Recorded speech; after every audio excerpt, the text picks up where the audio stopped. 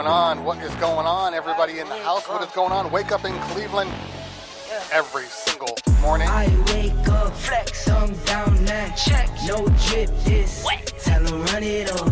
No sleep, no rest. Might crash, might wreck. But first I stretch. Tell 'em run it up. I wake up, flex, thumb down, now check. No drip, this wet. Tell 'em run it up. I wake up, flex, thumb down, now check. No drip, this wet. Tell 'em run it up.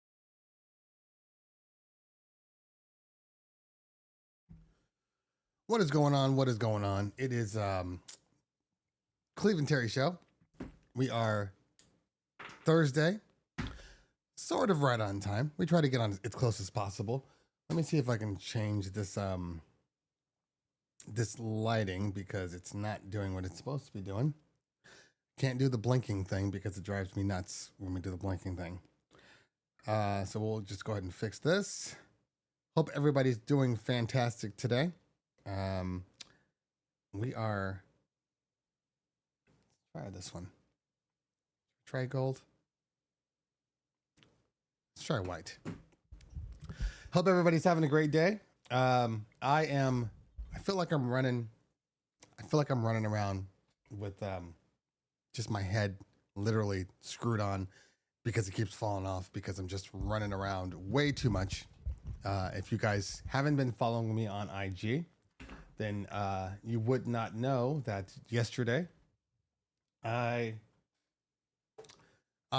took my kid to college, so I haven't had a chance to really kind of get things situated because I had to take my kid to college yesterday. And if you don't have children that you've taken to college and you don't have a wife, that is absolutely insane when it comes to her baby boy. Well, then you don't know the drama that I have been going through. Because I've been going through drama. It's not the end of the world kind of drama. But, see, look, my wife's texting me right now. Everybody knows I have a show right now. Everybody knows. Yet nobody wants to, wrong water bottle. Nobody wants to just let me get in my zone and have my show. It's very weird that nobody wants me to just be successful, which is interesting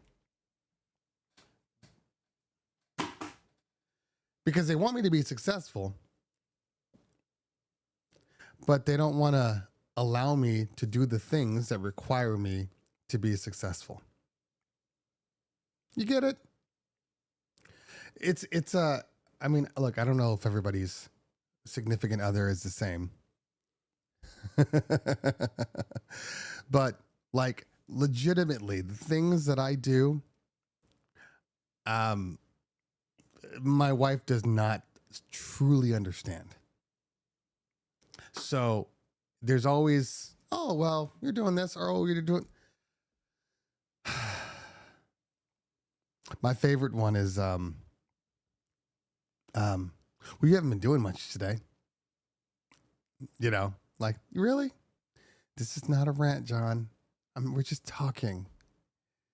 I don't know if it's more concerning to me that you want me to get into a rant, have my blood pressure going through the roof for your own entertainment.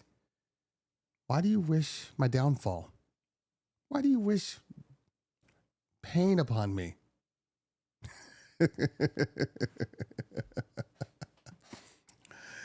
8 days a week. That's actually funny.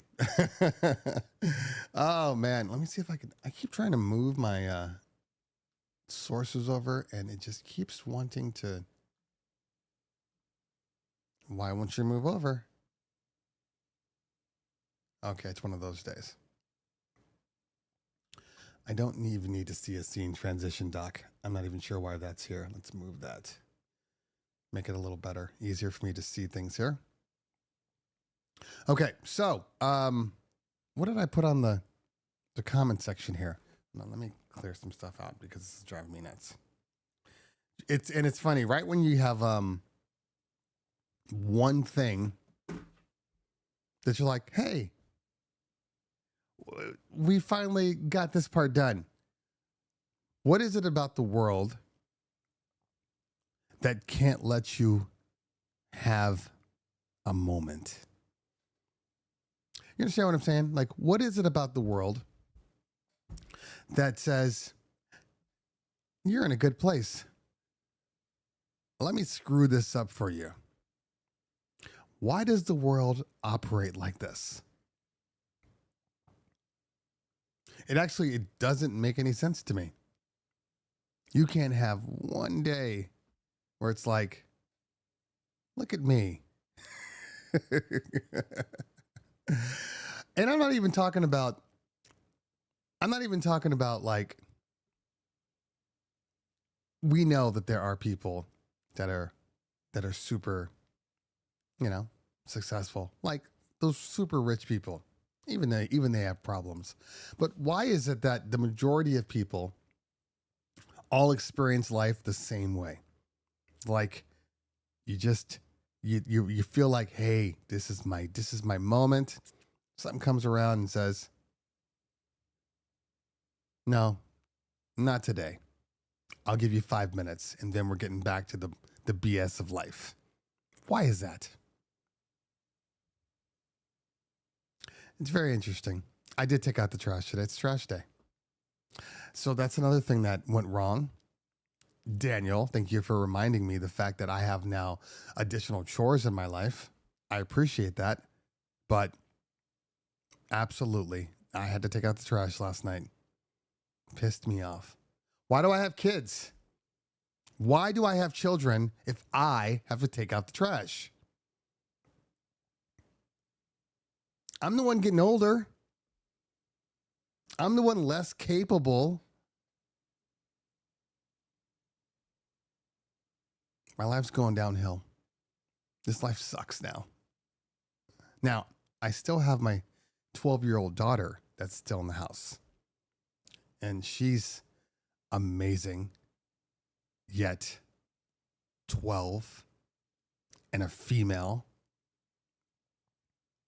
She's not going to help.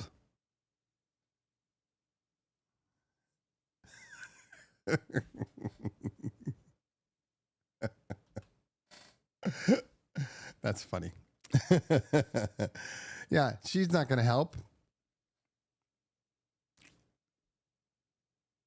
When I was 12,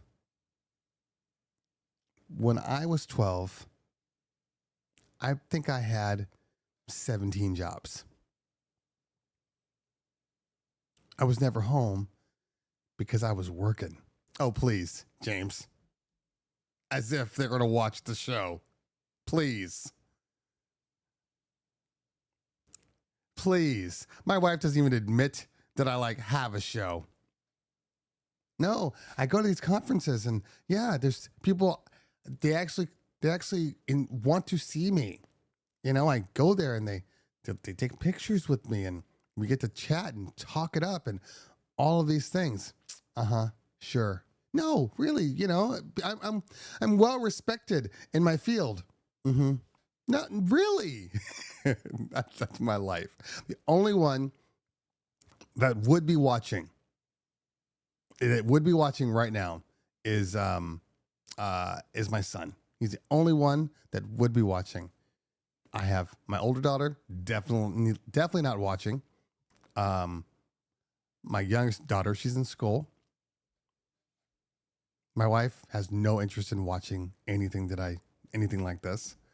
And my partner, he comes on every so often, but he's texting me right now about stuff that has nothing to do with my show. Like work stuff. Why are you sending me work stuff? I'm on my show.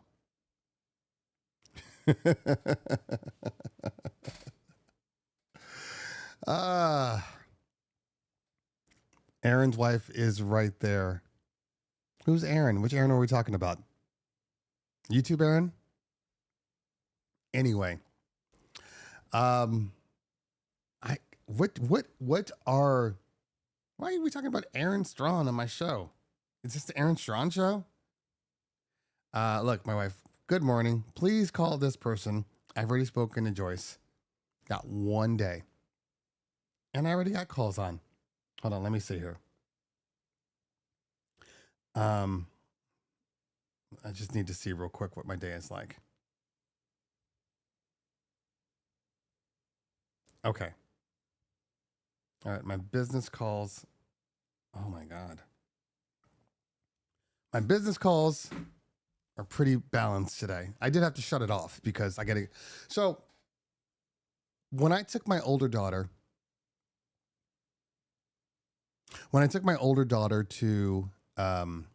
to school, she went to UC Santa Barbara. When I took her to school, we brought all of her stuff. We brought her bed.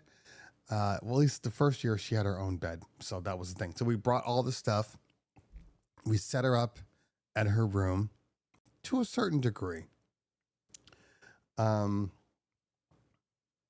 then we left after a few hours. Then we left.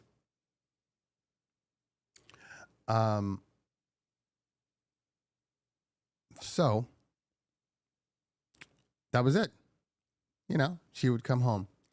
I don't know what it is about Loyola Marymount, LMU, but when they have new students in, it's a week-long process.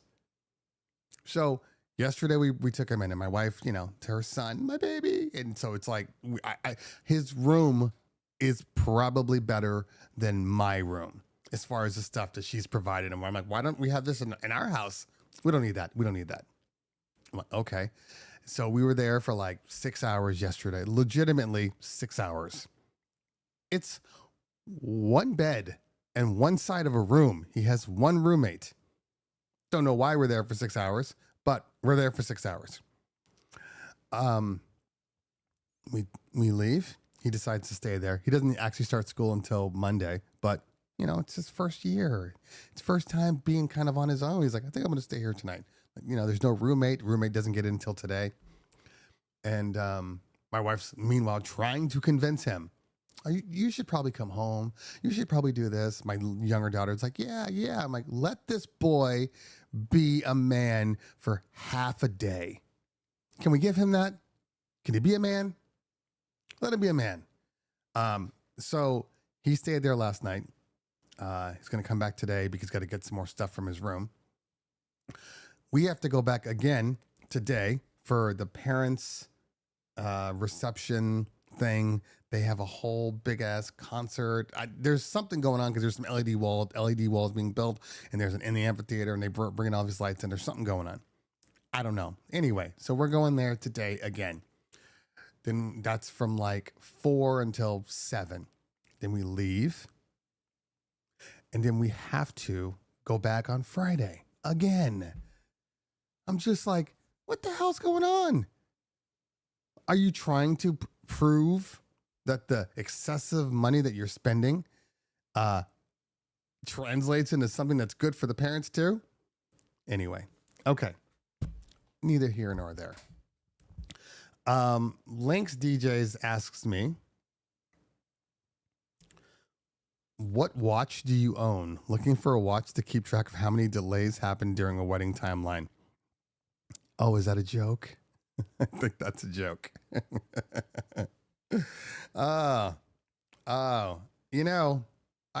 So for me,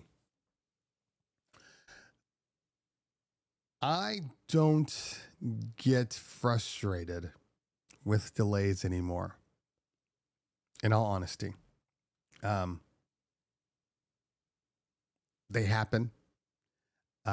It seems that they happen more now after the pandemic than before the pandemic. Delays were always there, but like the one thing that used to, look, my partner's texting me right now.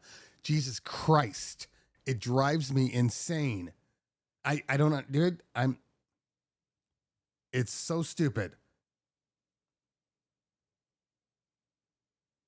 I'm sorry. Hold on.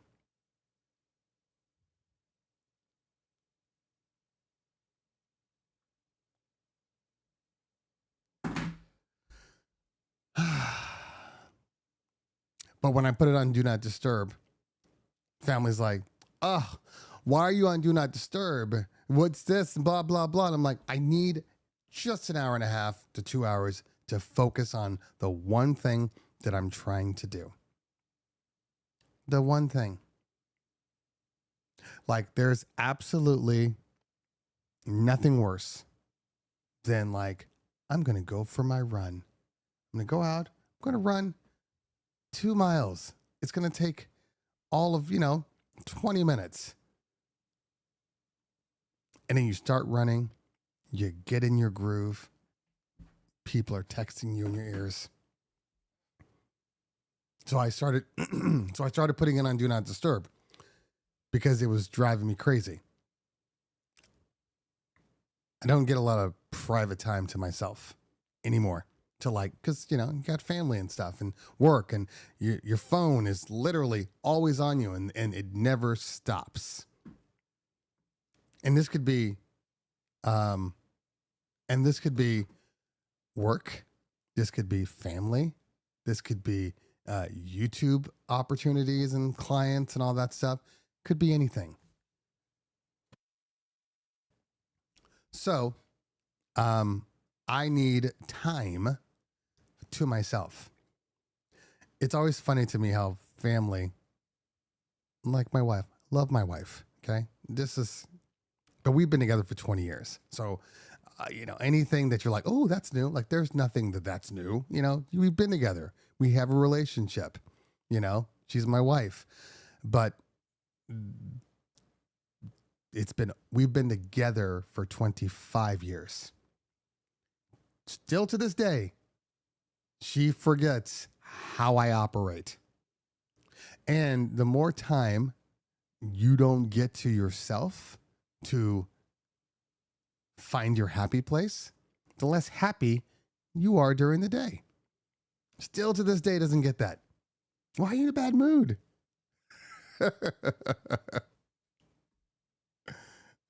Because I can't get 20 minutes to just refresh my batteries. Anyway, so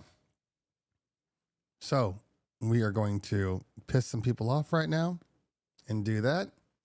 I'm going to move my phone completely away. Okay. So back to this question about Lynx DJs looking for a watch. The joke, but not a joke, but kind of a joke. So before the pandemic, I was a real stickler for timing. And to be fair, I'm still a stickler for timing. Whatever schedule we set in motion prior to the event is the one I'm going to stick to. Those are my guidelines for the night. However, I also understand that a couple of things. One thing, not every planner that is now working, especially after the pandemic, because there's a lot of new coordinators, there's a lot of new people in positions. They don't know as much. They make mistakes. Trash man. They make mistakes. So remember, after the pandemic, there was a moment in time for probably a good 6 months to a year. And I know a lot of you people never had the pandemic, but we are in California, we did. So there was a good 6 months to a year when people finally started booking parties again, where there were so many restrictions in California that they were just like, well, we just want music. We're going to have people. We're going to spread it out, blah, blah, blah. And so we would DJ for like 3 to 4 hours straight. No breaks, no formalities, just 3 to 4 hours of just DJing. And as it kind of got back to everybody's back and we're allowed to be close and we're actually having real parties, that didn't change for a while because people were like, hey, this works. We just want to have a great time. But they just wanted to have a great time. So they would dance all night. There wasn't that kind of jaded, bougie attitude because everybody was in the same boat. Nobody had been together. So I was DJing for 4 hours straight. it got to a point where once you start DJing for that long, for those periods of time, 4 hours, 5 hours, nightclubs, and maybe you're doing a full on set, 4 hours, whatever. Once it got to that point, you stop concerning yourself with people screwing your schedule up.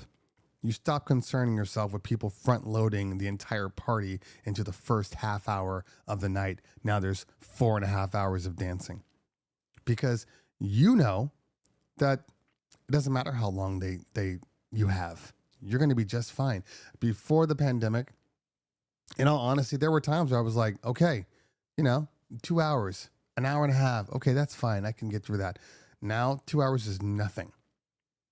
Okay. I mean, I can hit after hit 2.5 hours straight. That's nothing. So when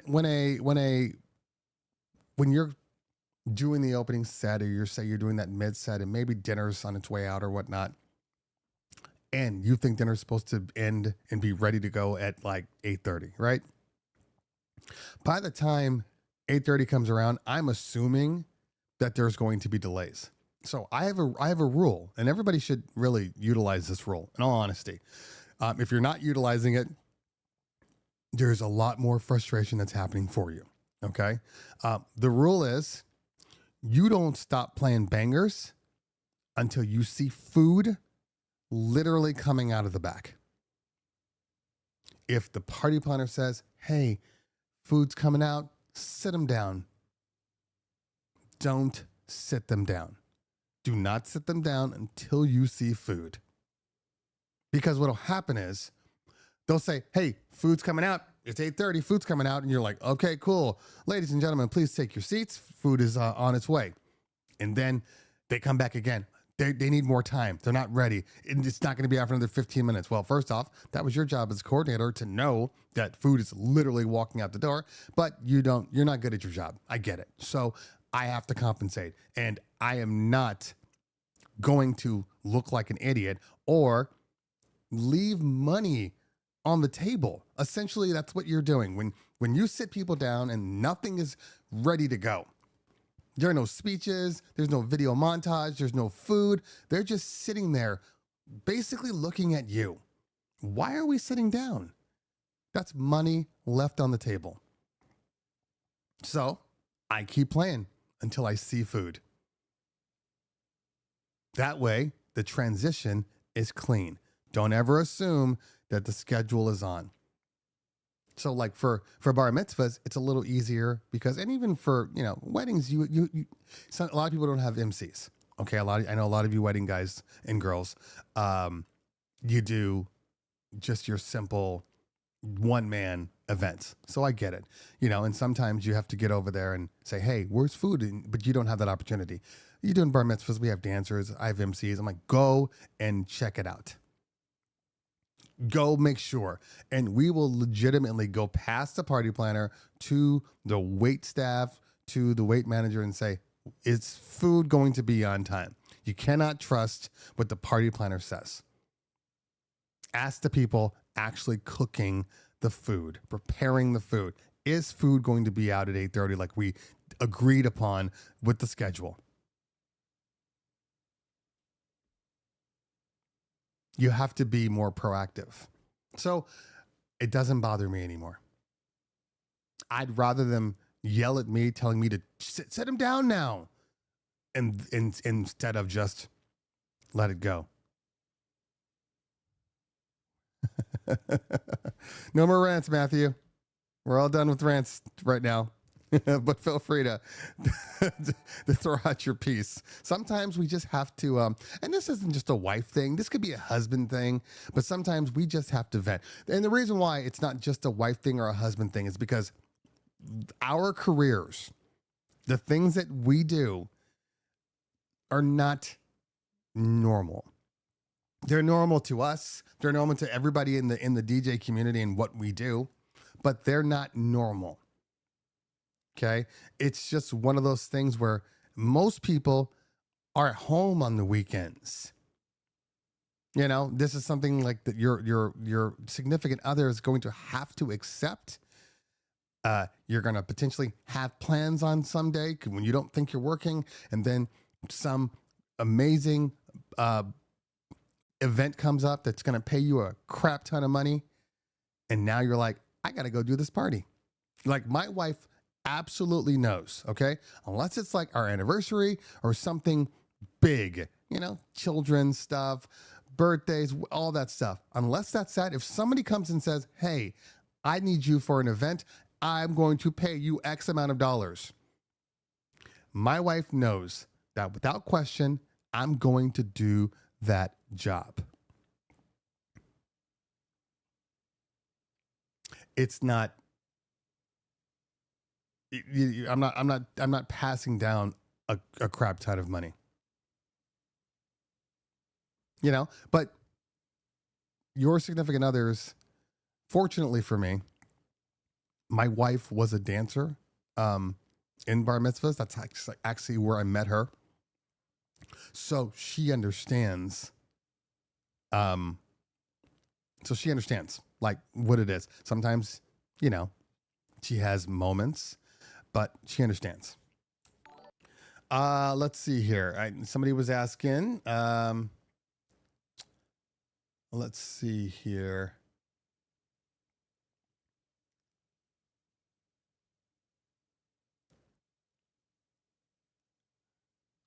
Thank you for that. I appreciate that. That's what I think, you know, but sometimes you just, I mean, in all honesty, like, Calendly has changed my life when it comes to all of my meetings, because I felt like before you have very little control. The phone's just ringing all the time. And if you don't have your meeting scheduled, that means you have to either call those people back, you have to make a meeting.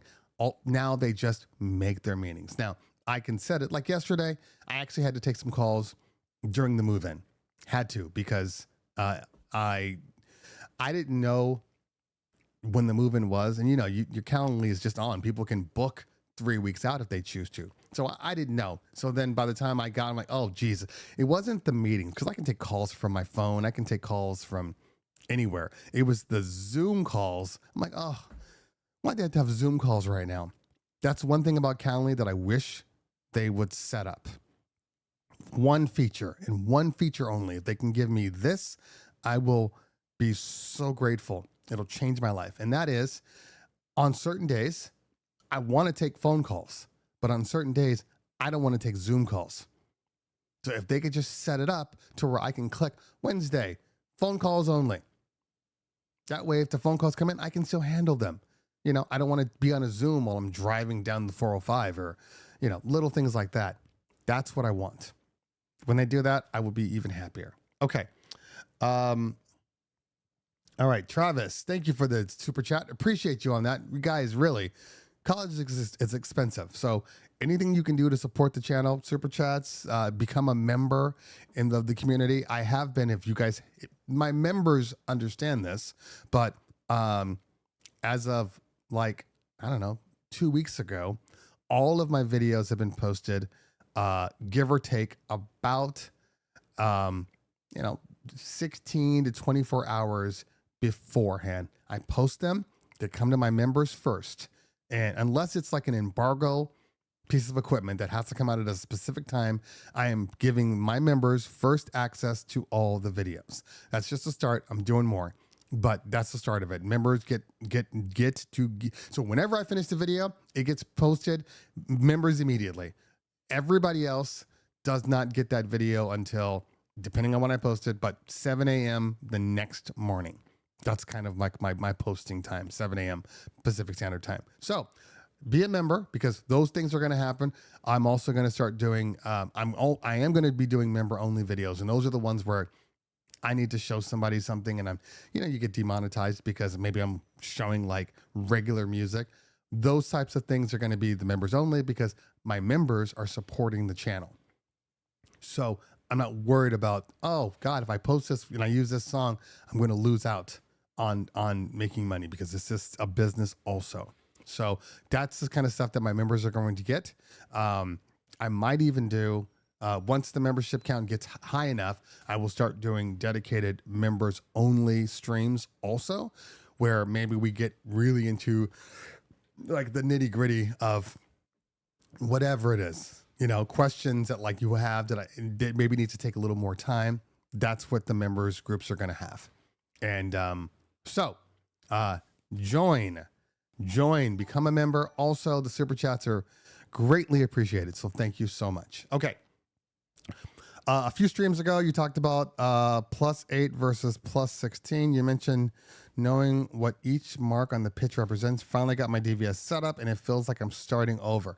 Oh, yes. Thank you for all you do. Thank you, Travis. Appreciate that. Yeah. So I am a big proponent. And look, you guys do whatever you want. I mean, I know a lot of people that are controller-based that don't work turntables don't understand the limitations that turntables used to provide you. Okay.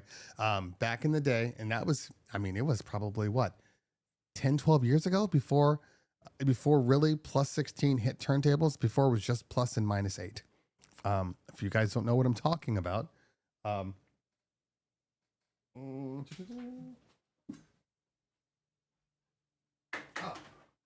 stuff up. I got something right here. Okay, if you don't know what I'm talking about, so on your controller here, you have your pitch fader. Now, in your settings, like in DJ or Serato or anything like that, you can go +8, -8, +16, but it stays in the same, obviously the same fader. It doesn't make a longer fader because this is a physical fader, or +50. Now, if you were DJing on +8, like old school DJs are, you really know exactly where, the hash marks are on a particular song.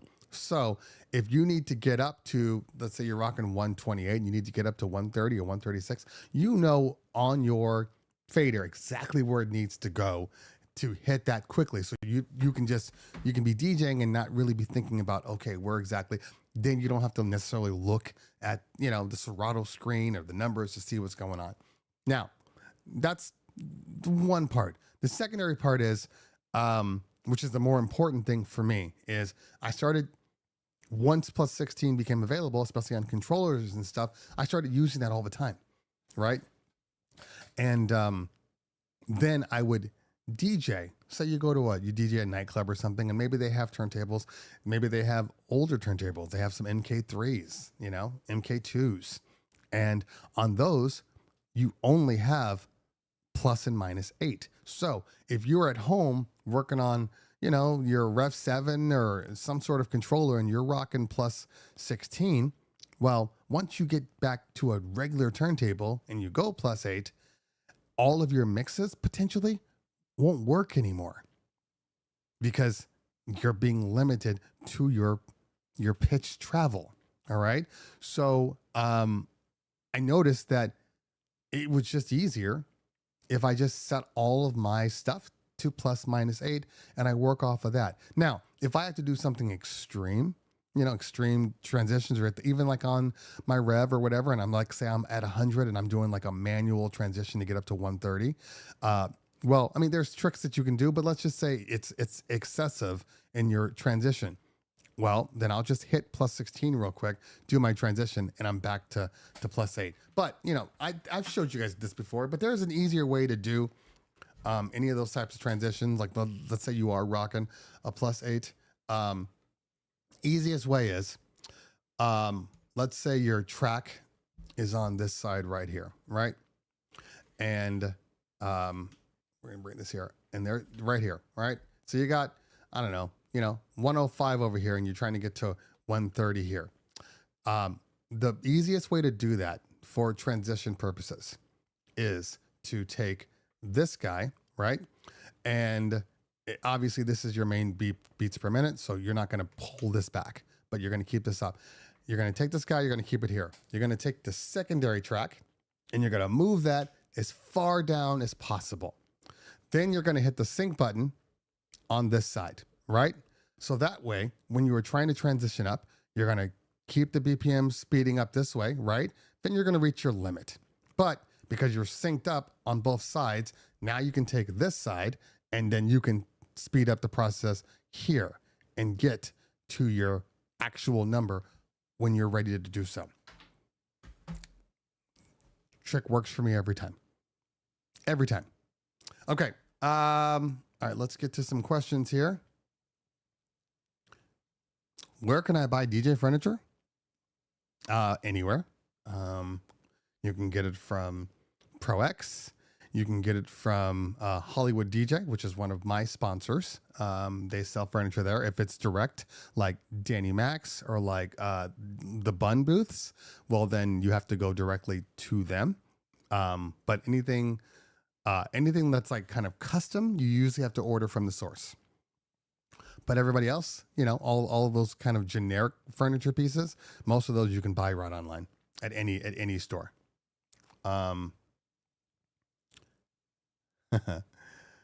Won't need to. My son, this is going to be my son's life. He's going to take over. He's going to be DJing everything, and more power to him. He's if he can stay in college, because we still don't know what his educational work ethic is. We know how he is on an artistic level, okay? But from an educational work level, he's a little questionable. We told him, we've been honest. We're like, you have a year to decide if this is what you want. If not, we're pulling you out. We're pulling funding, and you're gonna have to decide what you want to do. Simple as that. But as far as that, the man is brilliant when it comes to like anything artistic. So I'm not really worried about him. I know he's going to make tons of friends. I know he's going to get tons of work that way. He just needs to keep his grades up. That's the key. Okay. Let me drop down here. John Smith, thank you so much for the super chat. Appreciate you. We were just talking about that. Thank you. This is the kind of stuff that I look forward to, and I appreciate everybody that has anything to offer me. Thank you so much. Let's see. Sacred Souls asked about beginning DJ courses. Yeah. What they mentioned is fine. Digital DJ tips, crossfader. You know, there's tons of them out there. I'm considering doing one myself. Probably won't be till next year, because you got to set your curriculum and you got to take the time to record and everything. And, I'm not walking away from DJing, but we just have so many other things that I'm going to have more time to do that type of stuff, because I'm moving more into our AV line just to kind of build that up. So then we can, like, for our LED walls and all that stuff, like that's key. Anyway, so I'm going to have more time, just not right now, but I've been throwing the curriculum in the back of my head for a while now. So give it some time. Okay. What are your go-to column arrays nowadays? The same as I have been. I'm a big fan of the LDs. Not all of the LDs, as I've said before. I'm a big fan of I don't believe that column arrays are good for every single event you do. And this is one of those things where people have to understand that there is no such thing as having one system. I didn't believe this either when I first started out, or even when we were working before I started to have access to, other equipment. And then we started buying and building more. Like at first I didn't believe it. One is fine. And if I don't need that, I'll just drop down to my highs. And if I don't need that, I'll just do this. Like, that's fine. You absolutely can do that. But there's something to be said about having a dedicated system just for whatever you're trying to do. So now I have a system that can take me up to about 125, 130 people maximum. If the room is as a unique size, yeah, I can get away with it. So there's certain rooms I already know. Oh yeah, it's 150, 160 people. This room can't accommodate more than a 28 G3. So I will just bring that. But in general, I usually use number counts as my bar to decide whether or not I'm going to bring my QSCs or bring my LDs. So anything above 130, I bring my QSCs. Anything below that, I bring my LDs. My LDs operate at a level, just in all honesty, I think I think they might be the best small speakers on the map. Honestly, they're that good. They sound amazing. The low end is fantastic. They're still small. They're still weighty because they use wood cabinets, and but they just sound good. Like I said, I have the Bose. I've tried the EVs and everything. I've tried the DOS Audio. All of them kind of sound kind of the same. I haven't tried the RCFs, so don't go there. I mean, I tried them one time, but they were the ones that they're more point source than they are column arrays, in all honesty. I just feel that going through and testing a whole bunch, I haven't found one better, in my opinion, than the LDs, 28G3s, specifically the 28G3s. I don't think that the 44s are as good. I've said this, I'll keep saying this. The 44s sound good, but the size of the 44s, I would have expected them things to be hitting so much more than the 28G3s, and they don't. The bass is better on the 28 on the G3s than 28s. It's better, flat out better. So I'm fine with the 44s, but they look great, especially in white. They look really, really good. I just think that I'm sure now that when the 44 G3s come out, those things are going to sound amazing. I'm absolutely sure of that. Okay. Yeah, but I'm not taking them big ass speakers around. No, thanks. They're too big. They're too big. They're too heavy. I'm fine with my QSCs. If I want to go louder, I have my 828 SRXs. I can also go with the 900s. The SRX 900s are some of the best subs I've used, and they're light and they're small, but they hit. That's what I'm looking for. Light and small. I'm trying to get the most sound out of the smallest equipment. It's not that they're that much smaller, but they are smaller. Absolutely, Jay Davis. They are smaller, but they are lighter, smaller. Like I can fit my entire large system in my F-150. My entire system. I can't do that with certain other speakers, and the ICOAs are one of those speakers. I couldn't fit my entire system in. So I'm all good. They're good. Now, if somebody is like, I absolutely need the best sound, the best bang for your buck, yeah, I would say go out and try the ICOAs. If you have the space, those are great speakers, and they're affordable, but they're big and they're heavy. So no, thank you. DJ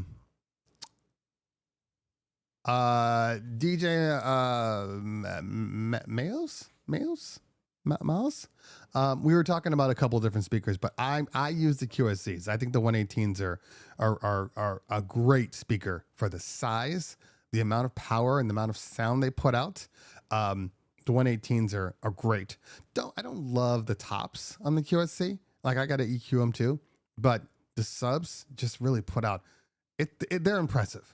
But we were talking about the LD 28 G3s. Anyway, not that I don't believe you, Mark, and I think, hey, if they sound great, obviously use them. I have never had good experience with Harbinger speakers. Ever. Never. So if they work for you, fantastic. I've had some people say, oh yeah, the Harbingers. Every time I've used Harbingers, I do not like their sound at all. But that's just me. That's just me. I'm not here to tell people what to buy. If it works for you, great. I think the difference is for a lot of people out there, one of the things that comes into play is having access to a whole bunch of different speakers. And this is kind of the way it works. And trust me, this is not a slight on you.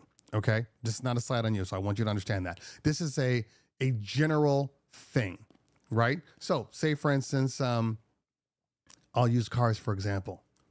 You get yourself a Toyota Camry, or Toyota SUV, right? And you're like, okay, this is really nice. Yeah, it's got some good amenities and it drives well. This is a nice car, right? Still a Toyota Camry, but it's a nice car. It's got all the things you need. And then you've been driving that. You're like, my car is great. I don't need anything else. And then you get into a Lexus. Okay. You get into an Infiniti. All right. You get into a Mercedes and then you're like, wow, okay. My car is nice, but this car is much nicer. Now, does it get you to point A to point B? Absolutely. But can you see the refinements on a more expensive speaker? Yes. Yes, you can, or more expensive car. And that's the difference with anything you do. So when somebody's like, oh, I use this speaker and it sounds good to me. A lot of times it sounds good to you because you haven't necessarily heard all of the speakers that are available for what you're trying to do, or you haven't driven all the cars.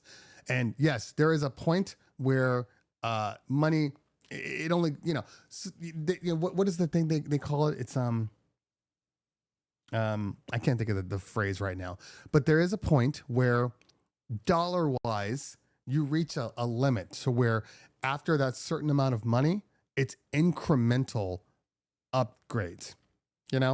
It's like, I used to be, but I still am an avid cyclist, right? So I have a very expensive specialized, road bike. Okay.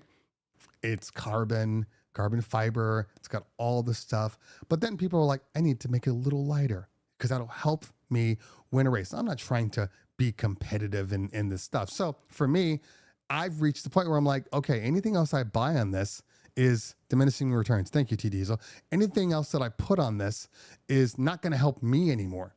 Right now, it might help that super professional, cyclist that one little half a gram is the difference between him winning or losing. It's not going to help me. I'm not going to be that person. So the same thing applies to DJ equipment also. So you'll go in there and you'll buy something. You go, it works for me. It's great. And then you'll start to use other things. And you're like, okay, this is much better. I didn't realize that because I'm just,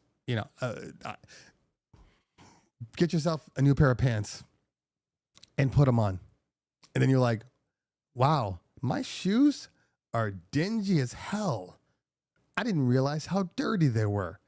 I need a new pair of shoes now. That's what happens. All right. So let's see here. Okay. Let's see here. All right, I know I jumped ahead here, so let me get back around here. David Dean, thank you for the super chat. Appreciate you, fam. I'll dance at your wedding. That's something my dad used to say. I need to go back up. All right. Serato finally did a useful update, says Mac Joseph. It's the Serato hater extraordinaire. Yeah. So, Serato, and I haven't looked at all of the features that has done. I don't have the time right now, but I do know the most important feature was that they are becoming available to controllers outside of Serato. They're going the VDJ route, the algorithm DJ route, where they're now mapping to controllers that were never available to them. That's huge. That is huge. That has been one of the biggest arguments for why VDJ is better. Now we know VDJ has some strong points, so let's not get into a debate on why VDJ is where it is or why Serato's not where it is. The most important part is with VDJ, I can use it on any equipment. That's been the argument. So if Serato's going that way, and to be honest with you, I think it's bigger than just Serato having access. I think this has to do with the cell also. In all honesty, I think by making this more, open platform, anybody that wants to say that, oh, well, you know, they're going to have a monopoly, this kind of opens the door. They become just another option for you. And by making themselves available to other hardware, they're, the argument becomes a little harder to justify. That's just an opinion. I could be 100% wrong.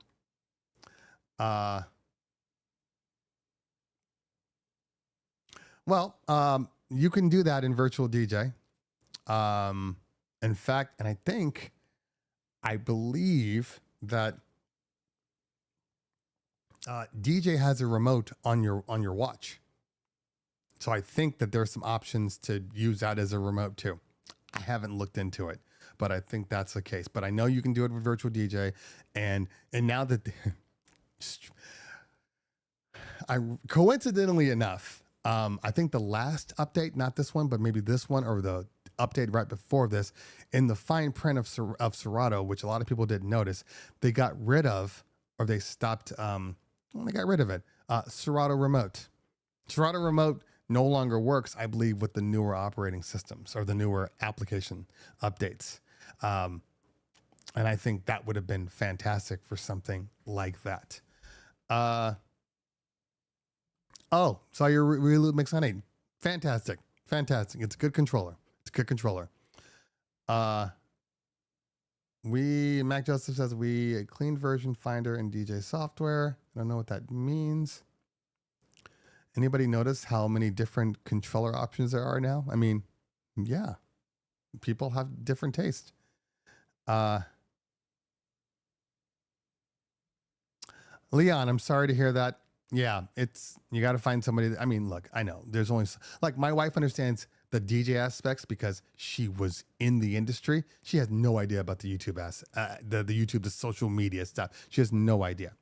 I mean, she does a little social media for my daughter, so she understands a little bit, but like what it is that I do and how I am in my field, she has no idea. Like, my partner is like, you don't understand. Like, she tells him, like, I'll say, oh, I have to do this, and she's like, whatever. And my partner's like, you don't understand. Like, he really is that important when it comes to this field. She's like, she doesn't get it. I've let it go. I love my wife. I've let it go. Okay. Yeah, exactly. This is very, very true, Matthew. It's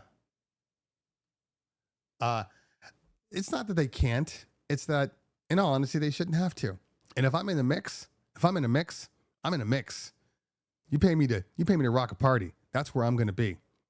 If I'm leaving, I'm not in the mix anymore. So to each their own. Everybody's different. I get it, especially if you're doing one man's. You got to do what you got to do as a one man. But there's a reason that people have assistants and they put that in their bill because those are the types of things. It's harder to do certain things when it's just a one man.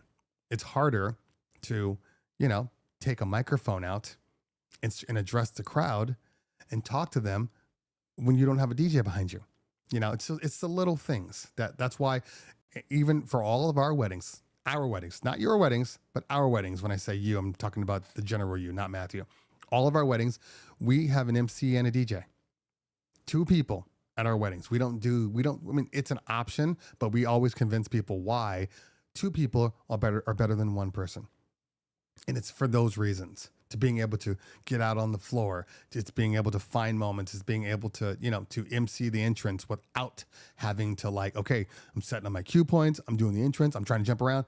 It can be done. I've done it plenty of times. I'm doing it on September 1st, for a family friend wedding.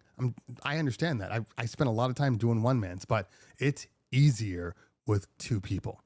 That's just facts. Okay. Are you a fan of in-ear monitor DJing? Have you guys not seen me? Absolutely. I am in-ear for life now. I love, as a matter of fact, okay, so just recently, let me just grab it real quick. Hold on. Hey, how's it going? Oh, thank you for answering the door. You guys available on July 1st? Yeah, we're available. Do you have a brochure I can take a look at? Here you go. This all looks good. Can you send me out a contract? Here's your contract. Oh, thank you very much. Okay, see here. Just go ahead and sign it and send it in your deposit. Okay.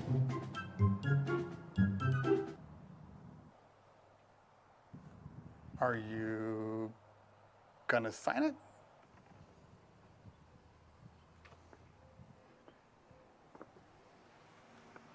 If you need to take some time, go ahead. Just send it in when you're ready. All right, thank you. Hey, sorry I took a little while, but I'm finally ready to sign the contract. So if you can just send me. Yeah, we are no longer available for that date. You're not available? Sorry. Well, can you recommend another DJ? Okay, so you guys know I use Ultimate Ears. Do I have my? I mean, I've showed you guys before, but I use the Ultimate Ears, the UE11s, and they're custom molded to my ears. They are legitimately the best in-ears that I've ever used, and I've used Shure 535s. I've used some of the Mackeys. I've used the Sonys. I've used a lot of different in-ears, and again, you get what you pay for. These have single-handedly changed my DJing. So yes, I am 100% pro in-ear. And one of the things that used to drive me crazy, because you have in-ears, and I have long cord for the in-ears, but you're still stuck right next to it. Because with in-ears, I mean, everybody wears them differently. I wear them. I put them through the back of my shirt, and then let's see, can I clear this off? Yeah, I throw these in the back of my shirt, and then it comes out the back, kind of to the side, and then it plugs in. So there's only so much cord that you have. Just this weekend, I've had these for a while. These are the X5 wireless headphone adapters. Okay, so you take basically, well, the problem is, it's a XLR input. They are only mono. Doesn't matter, because there's an easy trick to this. So they're only mono, and people complain because they went with a stereo adapter, and the one they give you is one of those XLR to 1/4 inch inputs. So it's not even an L bracket. It's just a straight plug. So this thing is coming out of your controller or your mixer, like this much. It's a lot. You're bumping into this thing all the time. And then people would get their own adapters, and they would get one of these, which is an, L to XLR. But the problem is the people are complaining because they were getting stereo adapters, and the stereo adapters were splitting the sound because your music stereo, and then they were losing some of the quality of the music. It was splitting the sound up, like stereophonic sound. So you have to go online to Amazon and buy a mono L bracket, 1/4 inch. You can see right here. Maybe you can't. There you go. L bracket. See that one line right there? So in case you guys don't know, the one line means mono. If you see them with 2 lines, that means stereo. And if you see them with 3 lines, that means they're pretty much designed for like mobile phones, like your iPhones. So you have 2 for your stereo, and then 1 for your microphone / control functionality. Once I got this one, made it so much easier. So I use these guys on my event on Saturday, and when I tell you, I didn't realize. I was fighting it. I don't know why I was fighting it. And I used it this weekend. I don't think I can ever go back. This little guy is great. It's got its own little volume monitor on here. Come on, find it. It's got its own little volume monitor right here. It's got the channel right here, so you can make sure you're on a good frequency. And I'm a big fan. I'm a big fan Sound quality coming out of them is great. I'm getting basically no latency, so I can still DJ and do all my things. It's a good time. It is a good time. Okay. I have 4 QSC subs. Should I upgrade? Only if you need them. I don't think you need to. If they're working fine, keep them. Okay. EV12s. I mean, look, everybody's got to do what they got to do.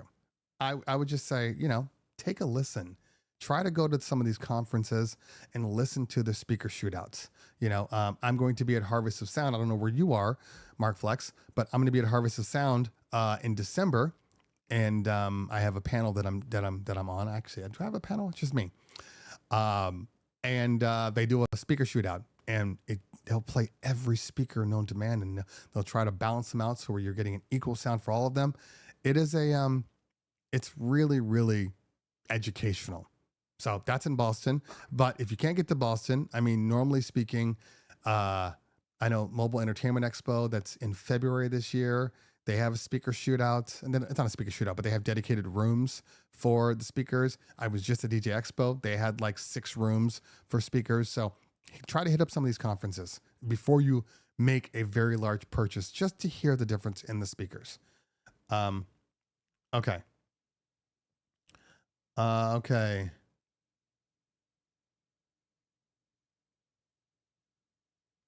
All right, Matthew. All right, let's see what we got here. The bug regarding Apple Music Era 400, is that for a DJ? I didn't even check. Don't tell me that Serato has Apple Music now. I have not. You know what? Let's take a look. I have not even looked to see what they're offering. So let's take a look.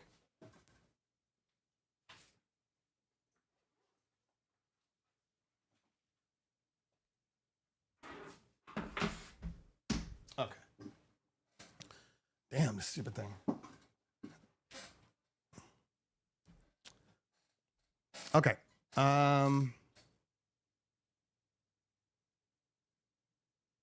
Let's see here. My review for DJ Pro will go out next week. And it's only going to be related to DJing. We're not going to talk about beat loops and all the extra stuff, because I think most people don't use that. So we're not going to do that. But in general, it'll be just about using it, especially coming from a Serato, a diehard Serato fan.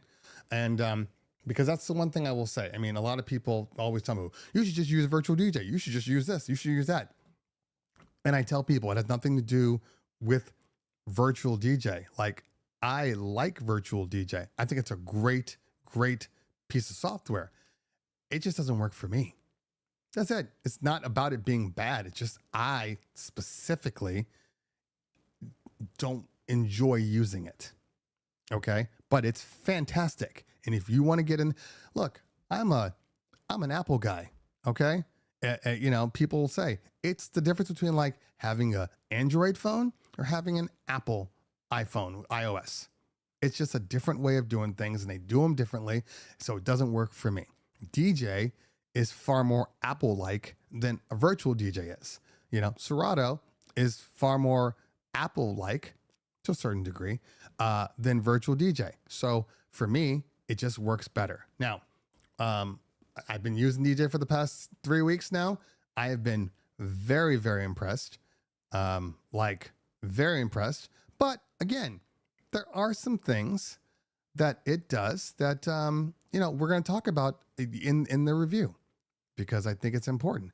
For a lot of people, it won't be a deal breaker. But for some things, they may be deal breakers. So we just go into it fairly, and you make your own choice. I can tell you this much, Apple Music alone is kind of a big deal for me, because I'm an Apple Music guy. I have Tidal also. I pay for Tidal, so I can stream over Tidal too. But Apple Music, that's my baby. So, why does it say I'm in a workout? Let's end that workout. I went 88 feet on my outdoor walk today. Okay. Let's go to products. Serato DJ Pro. Okay. What's the easiest way to do this? 3. I don't know why it's doing this lately. Okay. Serato DJ Pro. Professional software, stems, rock solid reliability. Okay. The best hardware. Okay. Access to millions of tracks. Okay. I still see no Apple Music, so that's fine. Live stream your DJ sets. We know all this. And still needs a skin update. All right. Why don't they even have it in here?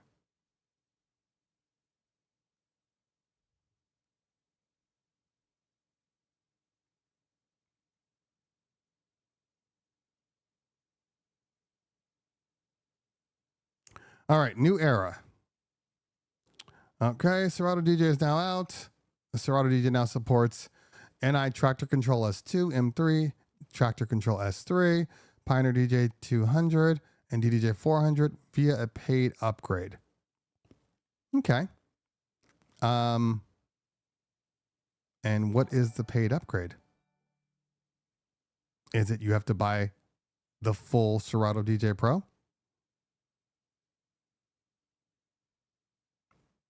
It is strange to me that they come out with the 400 and the 200, but not the 800.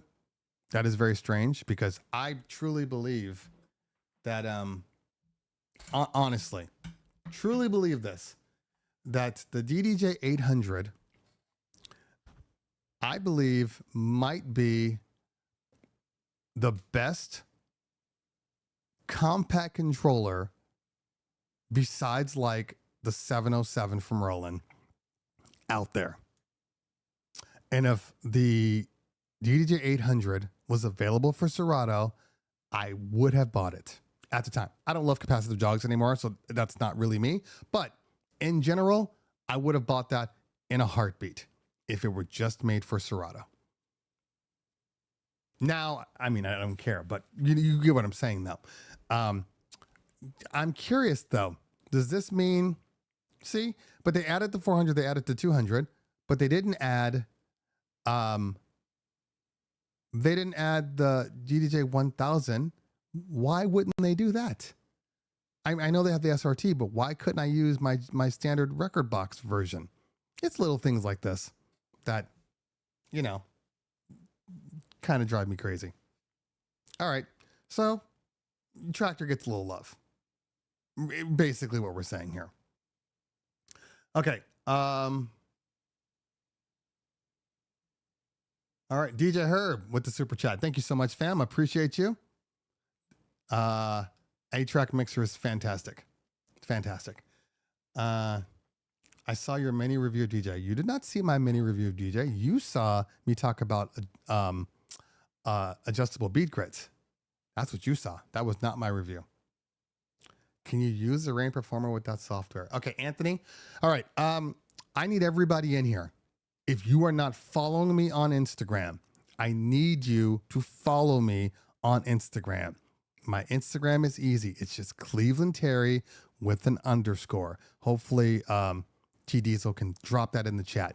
My link. I need you to go over there. I need you to follow me. This is not a ego thing. This is not a, well, I just need to get my numbers up. It's not about that. I post so much stuff that does not end up on YouTube on my Instagram. Seriously. I mean, TikTok too, but I don't really love TikTok. So I do all my work on Instagram. So make sure you are following me there, because anything small, anything that's like, you know, a minute long that I just want to throw out there, hey guys, I found this out, or this is a good trick or whatever, I put that on Instagram. Get on my Instagram or get on my TikTok. Get on both. Who knows how I'm going to end up doing it. Okay. But to answer your question, if you had followed me on Instagram, you know that my last video showed me with DJ and the Rain Performer in my Max Design booth. You guys are missing out. By the way, this isn't anger or anything. I was on not idea sharing, what is it called? What's Rachel Lynch's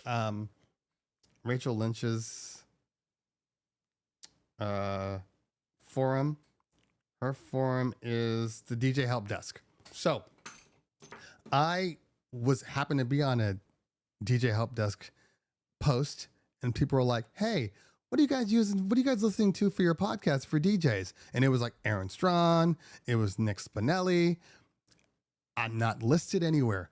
Nobody mentioned me. So that tells me a couple of things. One, again, there's a lot of people that don't know that I do this. Okay. So I need you guys and girls to spread the word. If you guys don't tell people what you're getting out of these streams, then we're not helping as many people as we want. And that's what this whole stream is about. It's about helping people. Okay. So, guys, girls, help me help you. Okay. Seriously. There's a lot of people that don't watch my show. And it's just because they don't know. I know this for a fact.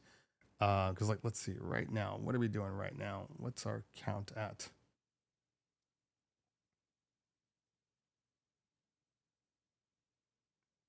Yeah. So we have a good 150 watching. This number, in my opinion, and this is an ego, but this number, the amount of DJs we have on the planet, the amount of DJs that ask me questions left and right on all of my social media, on my YouTube, this stream should be like 300 to 500 deep every Thursday, in all honesty. So spread the word, please spread the word. Okay. Let's see here. I love these 220 models. Thank you for your donation. Okay. Do you think Phase DJ will bring anything new in the future? Tony, good question. I know that they are, I forget the name of the company they are with. Actually, I thought it was here. I forget. But having said, they are now on their own. They are working autonomously. They have their own division. I mean, I think that the only way for them to get new purchases, because I think, you can't just come out with a new, you can't come out with a new phase if everybody's happy with their current phases. Most people aren't going to upgrade, right? So the only option you have is to try to get new people. And for the longest time, yes, it's worked with all the apps and stuff, but HID mode is a game changer. So a lot of people in Serato are very, very happy, but now Virtual DJ got HID mode and now DJ got HID mode. And I think that type of stuff is going to open up the door for new buyers of it. And that'll give them a thing. I mean, in reality, it would be nice if they could make them smaller. It would be nice if they could come out with something that is just, less intrusive, maybe build it into the box, little things like that. But I think they're doing fine. It's hard to say. I think we're kind of in this weird phase right now. Pardon the pun. But we're kind of in this weird phase where there's so many controllers. There's so many things that are controller specific. I mean, even the CDJs and all this stuff. I think a lot of people are moving away from their turntables. I think if you are a turntable person, you're going to stick to turntables. And if you're a diehard, you're going to stick to turntables. And if you're just trying to do something new, you'll move to turntables. But in general, I think most people are going controller. So it's anybody's guess to see what happens in the future. In all honesty, I still am going to end up buying the Cross 12s. I have my PLX 1000s, but I'm going to buy the Cross 12s, and it'll be the last turntable that I buy. So, it'll be very, very interesting. I think every single DJ that's a working DJ, and not a mobile DJ, but like a working DJ where they work clubs and bars and where there's gear already there. Okay. I think every single DJ should have some phases just sitting in their bag. when they go out.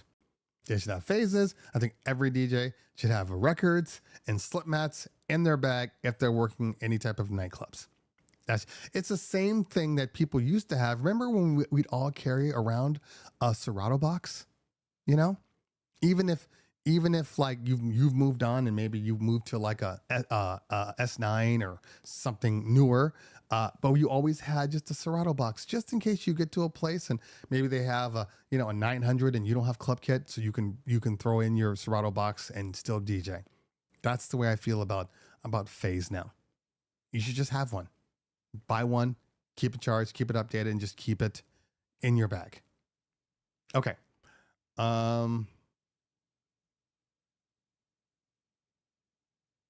Okay. RCF 12s, there you go. Absolutely. This is key. This is very key as far as speakers are concerned. I've been going out to clubs to get DJ gigs. They tell me to email them and they never respond. What else do you think I can do? Well, this is okay. So I don't know who you're emailing. But in general, most clubs have a dedicated promoter. And the question that I have for you is, why is my seat continuing to go down after all these years? My question to you is, when you say you're going out to these clubs to get DJ gigs, what does that mean? Does that mean that you're hitting up the same club, every week for a couple of weeks, trying to build relationships and build connections, maybe, even get to know the DJ that's there, all that. Do you have a social media presence that shows your DJ skills? Do you have a Mixcloud or a SoundCloud that shows your DJ skills for the club that you want to get into? Or do you just have a reputation and everybody knows you? Sounds like you don't have that reputation. There are things that you need to do beforehand. It's kind of like, I had a great analogy and then it went away. But it's kind of like applying for a job with no experience. Applying for a job, but you have no references that can support why somebody needs to hire you. So there's a lot of questions in there, Dio, that I'll look for at the bottom to see if you're answering. Okay. Joseph Nunley. Thank you so much for the $50 super chat.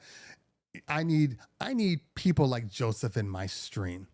Joseph, you are welcome here anytime. Thank you so much. I appreciate you. That shows me that you appreciate what I'm doing on these Thursday shows. Thank you so much. I'll dance at your wedding. All right. Haven't been here in a minute. Pablo in the building. What's going on, man? Good to see you.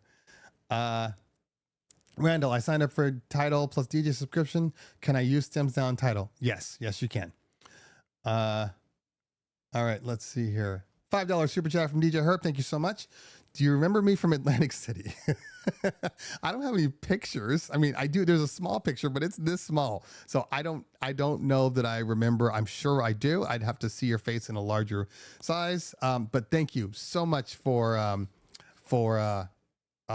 oh, yes, the shout out. I do remember the shout out. I do remember you.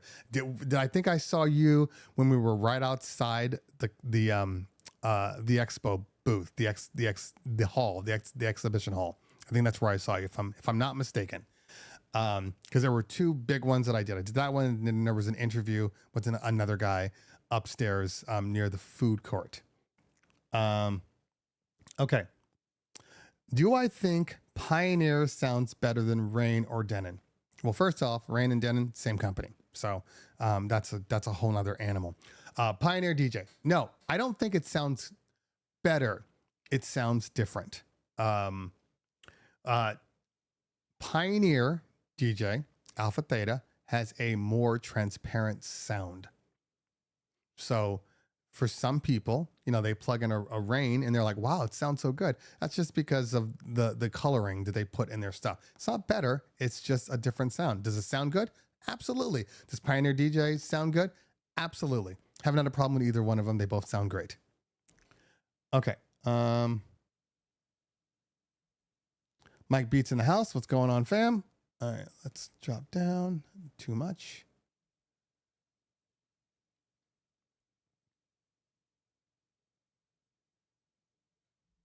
Thank you, Philip. Gotcha. We need a clean version finder in DJ software. I mean, don't you already have one? Don't you tag your music? Some says explicit, some says, maybe you have it say dirty, some say clean, or they don't have anything at all. I'm confused. What I want is, I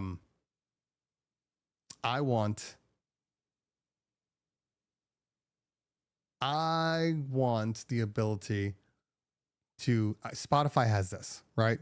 So there's a sub browser that's called Clean My Spotify.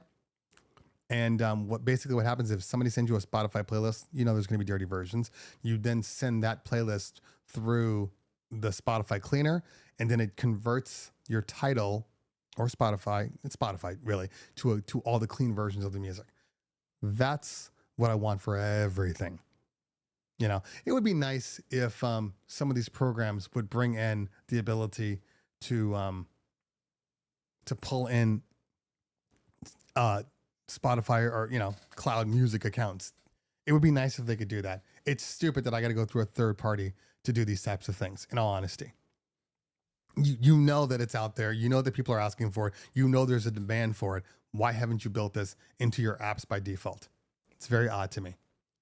I'm still spending money on stuff that I don't even really need. By the way, somebody asked me about, and if they're on this stream, I'm just going to say it. Somebody asked me about DJ, and they're like, how do you get your crates in? Because some people use, Mixmaster G's. Some people use, what's the other one called? I have both of them. What is it called? It is called, I know there's going to be 40 people that are going to answer what it's called before I have a chance to find out for myself. Lexicon. And you don't need any of those programs for importing your crates into DJ. DJ will take your existing Serato crates, and so will Virtual DJ, and they will import them in with all of your folders and everything. So you don't need that for DJ. Converting from Windows to Mac, which MacBook do you recommend for Serato? Anything with an M1 chip. I would specify that I prefer to have fans in them, but I know that even the fanless ones will work with Serato DJ easily. Okay. Do you use remix services like Ultimix or VMix? Not really. I honestly prefer to make my own remixes. I would say anybody that is a DJ. I know there are different levels to DJing. There's the guy that just wants to play music. I want to play the original music, and that's fine. Then there are people that take remixes because they want to kind of take it to the next level and mix up their game. And then there are people that love to make their own remixes, and they make their own remixes so nobody sounds like them. That has been my passion for the longest time. Make your own edits. You don't have to make all of your own edits, but start making your own edits, because it's going to do a couple of different things. One, it's going to make you know that music much better. It's going to make you know what things work with it, because you're making your edits to go along with music that you already have. And it's your edit. It sounds like you. That's the key. Anybody that DJs out there, everybody's always like, everybody DJs, everybody does this, everybody sounds the same. They don't have to. You don't have to sound the same. If you are really in the forefront of making your own stuff, because if I go to DJ City, if I go to any of the things, the DJ Cities, the BPM Supremes and stuff, there's a million other DJs that have access to that same record pool song. Now, if you're just pulling an intro, whatever, I get it. But if you're trying to do things, if you're trying to impact like your performances, you bring it into a Serato DJ, bring it into an Ableton, bring it into a virtual DJ. Even Rekordbox has the ability to make edits. If you want to go in there and say, you know what, why is it that every single time I'm playing a song, I always jump to this part of the song, or I always stem out at this part to bring in my next beat? Why don't I just make that edit? Why don't I bring the acapella into the beginning? So now when I'm playing for stuff, I have more options. You get what I'm saying? Then it becomes you. There's a lot of songs like, what is his name? Kid Cut Up. Kid Cut Up has a lot of edits that he drops. Okay. But he's got a lot of edits that he uses for himself too. If you ever listen to Kid Cut Up DJ, there's nobody that sounds like Kid Cut Up because he makes his own edits. He's going to get gigs or not get gigs specifically because he sounds the way he does. I would rather people want me to do a spot, to do a club, to do a festival because they're like, I love the way you sound and the way you DJ and the vibe that you bring. That happens a lot more when you're making your own stuff. That's just my opinion, though. You do whatever you want to do. Just an opinion. Okay. Let me hop down.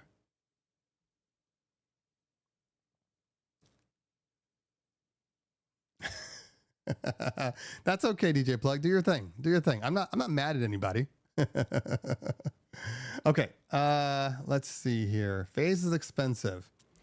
I mean, is it though? I mean, what is it like? What is Phase now? $300? $300 and you, hold on. Let's see here.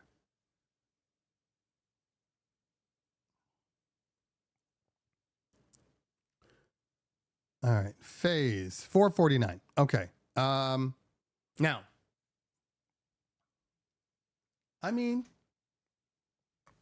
yeah, it's pricey, but you buy them one time. You buy them one time.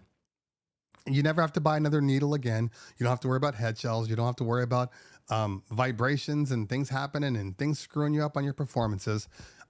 You know that it'll work anywhere you go in any situation. So yeah, it's expensive, but it's a one-time purchase. Now, this is only assuming that like you are a traveling person and sometimes you just got to use turntables and all that stuff. That's it. Only assuming that. Okay.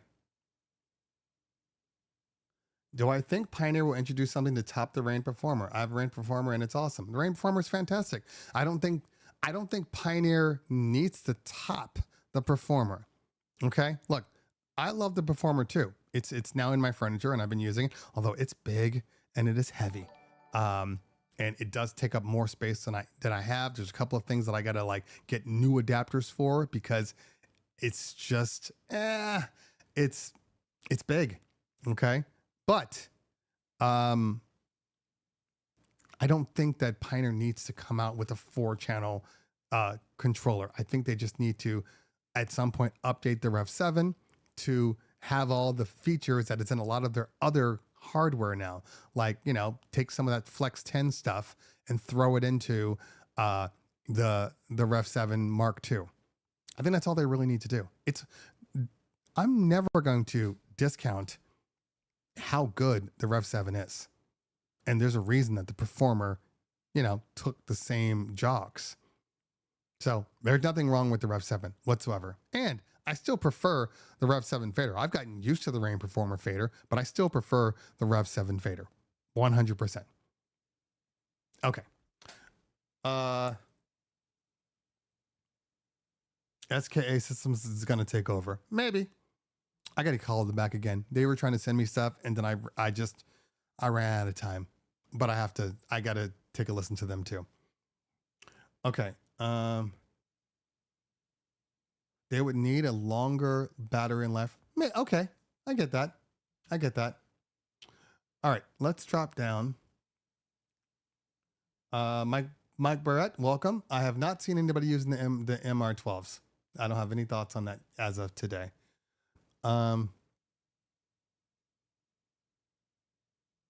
Yeah, exactly. Okay. I think we're right there at some point. I mean, I don't know what this 8, 9, or 10 is. I mean, I don't think it has to do with, I think they're going to keep the size of the jogs. So if you're looking, 9-inch, 10-inch, I don't think that's going to matter. But there will be another rev at some point. Okay. 4 jog wheel controller sounds insane, Jimmy. Everybody wants these things until they have to hold these things and transport these things. Then nobody wants these things. The Performer, I'm telling you, man, it's the heaviest thing that I've had. It's the heaviest thing that I will ever have. I will not put a controller heavier than that into my box. I don't care how good it is. There's an Opus Quad sitting on my table over there. It's a fantastic controller. I'm not taking that around. I'm not mobile DJing with an Opus Quad. It's going to sit right there. And when I want to practice on CDJ style stuff, I'm going to use the Opus Quad. That's one thing I will tell people. I mean, if you are doing CDJs and maybe you think, that's where you're going to end up and stuff, the Opus Quad is a fantastic controller to get your practice on. And then when you go to these places with 3000s and, an A9 or whatever, you're going to feel more comfortable. You're going to feel more comfortable because all the things that they have in there are the future of CDJs. So I would definitely recommend it in that way. Okay. There you go, T Diesel. That's very good. Going to DJ meetups and open deck nights. Absolutely. It really depends on the club. There's an outdoor club here in Atlantic City. I got someone's contact from a friend that works there, called him, but no answer. Yeah. So you see, that kind of stuff is not going to work. As much as I'd love it to work, they don't know you. You're just a random person sending, might as well be spam emails. And I'm saying this as a hard truth, not as a slight to you, but just a hard truth. You need to find that person. So if that person, find out when that person is at the club, and then go there then. Yeah, because he's probably not going to respond to you. You know how many people are probably trying to contact him to try to get him to allow them to DJ? Get in there, make a relationship. Thank you, Wayne. Appreciate that.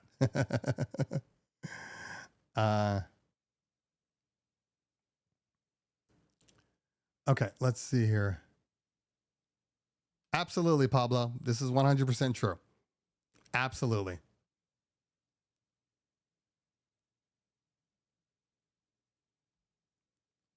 But we shouldn't need it, is what I'm saying. We shouldn't need it. You get what I'm saying? Like, this should be in the hardware, in the software. Sorry. Okay.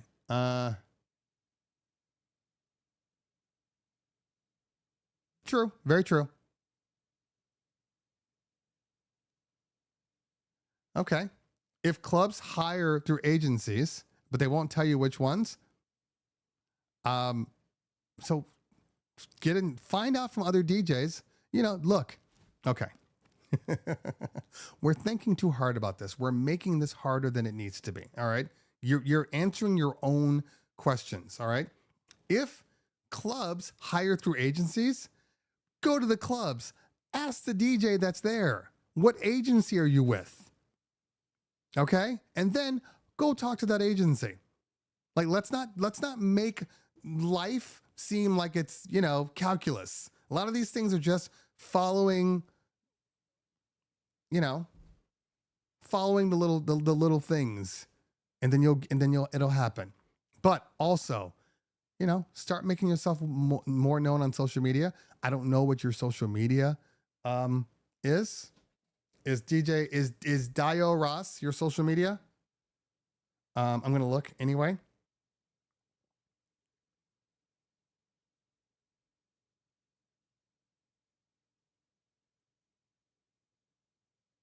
Let me know what your social media is.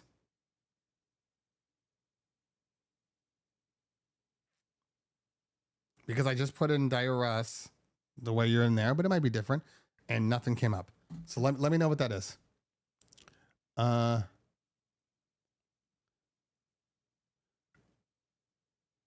Nope, didn't notice anything. DJQ, GQ, they were fantastic, and they're magnetic, so you shouldn't have any issues with the grip. It's a magnet that literally locks. There's a magnet underneath. There's a magnet on top. Hits in place. Okay. If I could start over in the business, what would you do different now?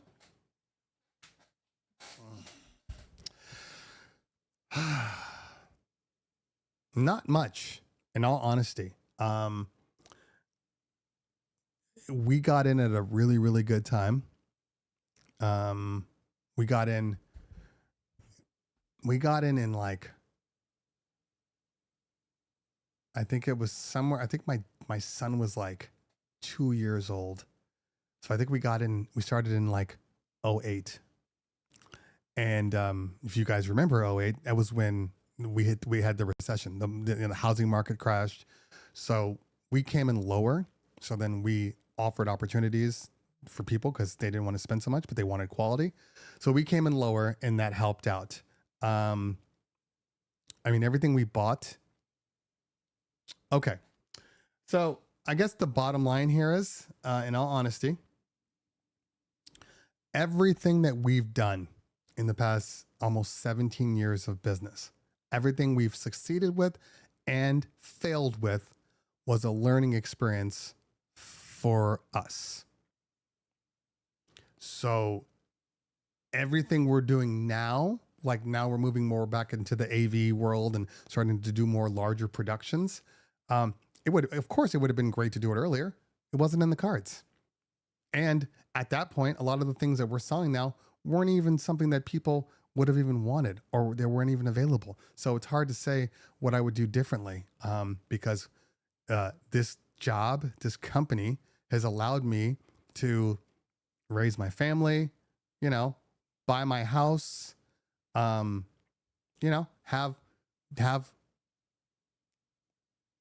nice things in my house. I'm not rich, I'm not remotely close to being rich, but I've been able to, have a family in California and be able to do these things. Now, I had a condo before, then I had bought a house. So, I had money built into that stuff, which allowed me to buy my third house because I was able to put more money down. But in general, there is not a business that I had worked for that I could say, had I stayed in there for the next 16 years, I'd be where I am today. Not a single business. So, there's not much I would do differently, in all honesty. There's maybe a couple of little things that I would do, maybe, get ourselves into a bigger venue in the first place. And then I could convert that and rent it out as, for parties and things like that. But in general, not much. DJ Herb, need help? Oh God. Thank you for the super chat. I appreciate you. This is a much, longer thing, but I will tell you this, join groups like Crate Hackers. Okay. Crate Hackers is amazing for organizing your crates. I would say the first thing you should do, I don't know your situation. I don't know what you're using, but the first thing, if you're using like Apple Music, flatten that thing down to having all of your music in a single folder, or if you want to do it by years. I know some people do it that way. I don't. All my music's in one folder. That way, if I need to just take it and run, I can. But yeah, use things like Crate Hackers, things like, even Lexicon has their own little version of recommendations for your crates for songs at work. But everybody organizes differently. So that's not something I can just say, oh, do it the way I do it. Everybody organizes differently, So Crate Hackers, start with Crate Hackers, in all honesty. Okay. All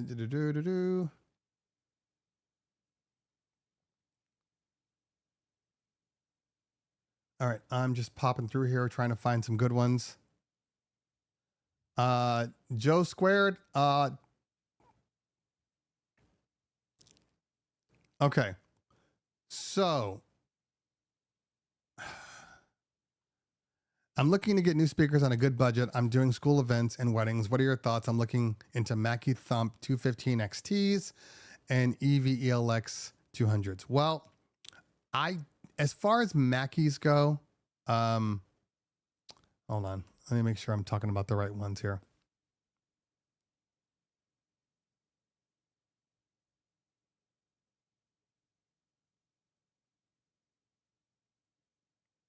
Okay.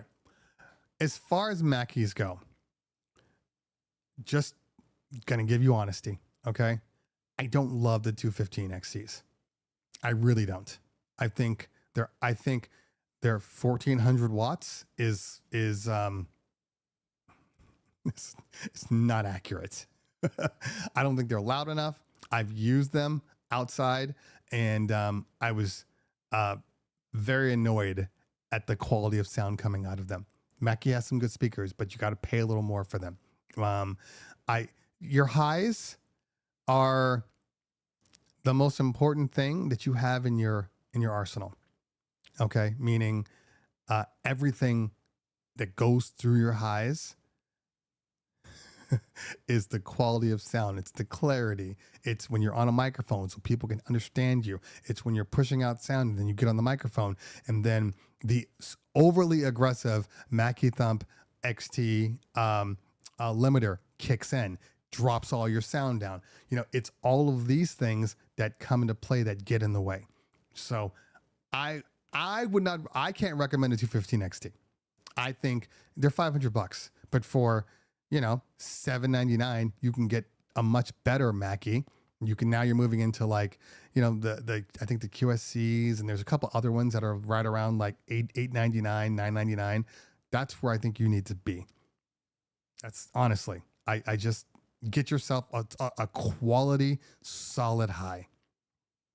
And I don't think that the 215s, I know you can get two for the price of one, you know, QSC or whatever, but you're going to regret it in the long term. Just an opinion though. And I like Mackie, but not for like my main highs, unless I'm using, like, you know, the V series Mackies, which are, hold on.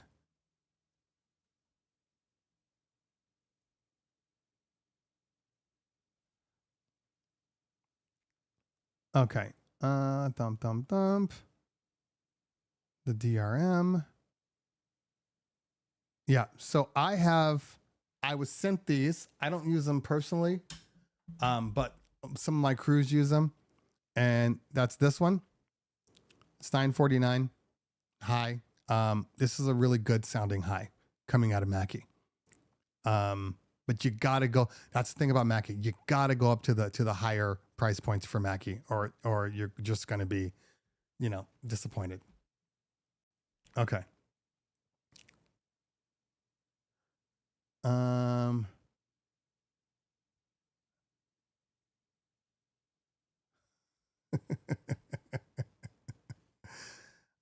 Hey man, see what happens? Pablo comes in here and starts making everybody make jokes. Okay, let's see here. Drop down.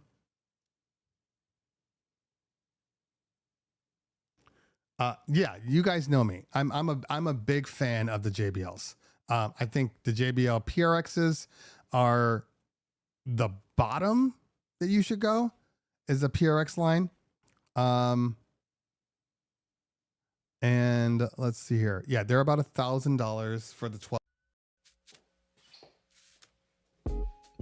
Sorry, wrong one. They're about $1,000 for the 12s. These are very good speakers. You know, having said that, like, if I had my way, you know, obviously, you know, this SRX is a monster, and it's worth every penny.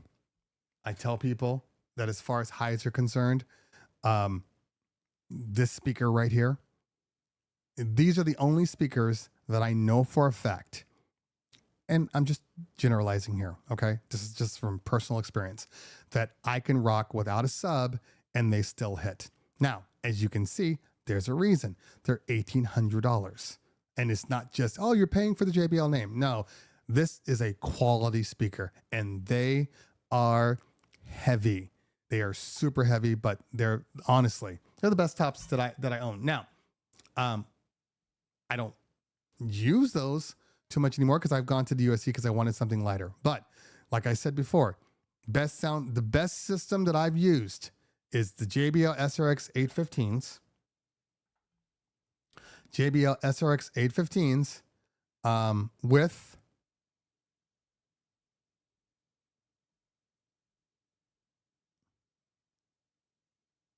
I haven't even heard the 928. That thing's probably stupid. I couldn't even imagine this one. This one is stupid. The 828 is stupid, and the 918s are the 918s sound just as good as the 828 sub. Where is that one? Here it is right here. SRX 15s and this 828. Ugh. Brilliant. Best sound I've ever heard. So I couldn't even imagine having the 928. That thing has got to be. So now, okay. So I want to be clear here. I'm not talking about, super high end speakers. I'm talking about like, these are what I consider off the shelf speakers. All right. Obviously when you start getting into super high price points and things like that, yeah, there are better systems out there. I'm not saying that. I'm talking about like just off the shelf, plug them in. The JBL system is tuned to the highs are tuned to the lows. I don't even have to EQ my SRX system. I just plug it in and go. That's how good it is. DJ Crust, listen to the go back to the beginning. We talked a whole deal about the arrays. Okay, how am I liking the QSCs that I've had them for a while? They still sound just as good. I use them for anything that it's I use them for anything that is around anywhere between 130 to like 200, 225 maximum. After that, I got to pull out the 828s and the SRXs. But for most of my parties sit right at around 175 to 2 and change. So the QSCs are perfect for that. Yeah, like I said, I haven't heard everything. I'm only talking about, what it is that I have used. Hold on, there was a question. Yeah. Oh, you people are coming in late to the chat.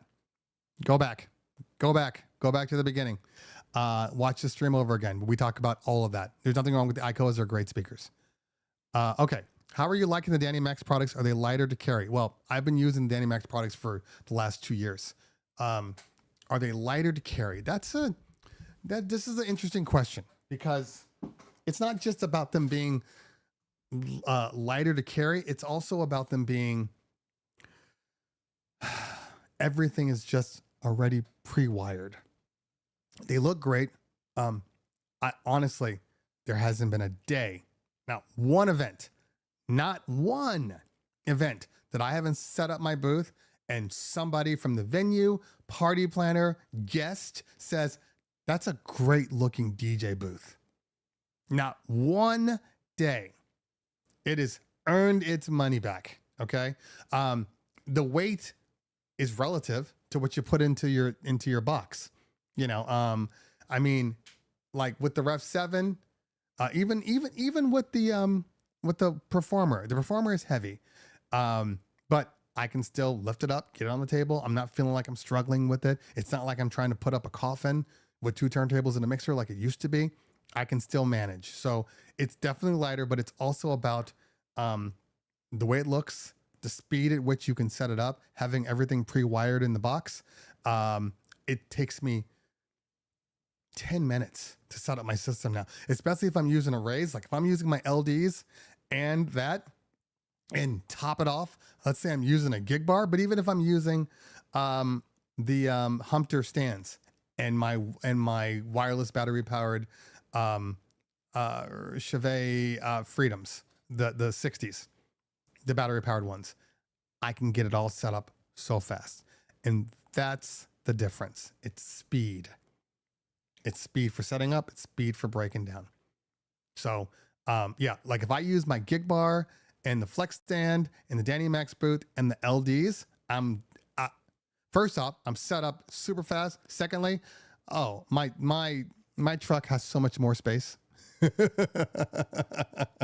So much more space. So, and I am an ambassador for Danny Max, but remember, there are tons of things, just so you guys are clear, because I know people, there's always this big argument, well, you know, if they give it to you for free, you're not going to give a good review. No, if they give it to me for free and it sucks, sometimes I just don't review it at all. That's the key here, you know, because if somebody's like, oh, I really want you to check this out and blah, blah, blah. And I'm just like, it's not that good. And especially if it's not like a main stage thing where everybody is already using it, I won't do it. Danny Max is a perfect example of something where I'm happy to be a Danny Max ambassador because he just makes really good products, you know, like I'm reviewing products right now and, I'm not going to say anything right now because I'm going to wait, but there's a product right now that I have in hand that I think is, everybody's swearing by it. Oh, it's the best thing ever. Oh, somebody mentioned, I don't know if the person that was on here last week, we were talking about the Maestro DMX. We were talking about the Maestro DMX and somebody was telling me where I had said they don't have scenes to be able to pick and choose where you want to put the light on Maestro DMX. If you guys don't know what Maestro DMX is, it's the AI DMX box that will control all of your fixtures and it runs its own programs. It's essentially ILS for everybody else. Okay. And I have been using it and testing it, and I'm just like, yeah, there's some things that it's missing right now that they're going to add on, but they're missing it right now. And people are like, no, it has that. Scenes was a specific point. So let me just clarify what I'm saying here. So let's say, for instance, you need to put a mover on the center of the dance floor, okay? Right now, today. And maybe you want to put one on the door, or you want to have it where it all sits that way. There's no way to create a scene. And to me, a scene is different because, right, they have a thing called cues, okay? It's just like, okay, well, my cue says, during my cue, I want the movers to be on. I want the uplights to maybe be off or maybe be a fixed color, like I'm doing, like, you know, background music. And I want to go to the scene where there's just the uplights and the movers are off, okay? Which is possible. Or let's say somebody's talking and they're doing a speech and I want to be able to light up the area. And I'm not going to necessarily shine the light on them. Maybe I have a scene that sticks the lights up on the ceiling in a pure white. That way it's easier for people to read. Currently, Maestro has no scenes. They have cues, okay? But that's very limited. They need to put the scenes on, and that's a big deal. That's a big deal for a lot of entertainment DJs, you know, mobile guys. Not just like, oh, I have a band and I plug everything in and it just kind of runs. Like, that's great. But for us, maybe I'm only speaking for myself. Okay. But for I think a lot of people like me, I need to be able to put my lights where I need to be. I need to be able to say, you stay here sometimes, or you put this here and the gobo is just here. Like, I need to be all those things. And currently it's limited. So here's a perfect example. So they're like, oh, we want you to be an ambassador. Okay. They said that. I flat out said, I can't be an ambassador yet until you put all the things in that I need in order to be able to do my job. Because what's the point of being an ambassador of something that you're not even using? You get what I'm saying? And there's some things in there that make it hard for me to do my job. So I'm not going to be an ambassador. If I'm an ambassador for something, it means I truly believe in the product. Okay, let's see here. How many gigs do you have Labor Day weekend? I don't know.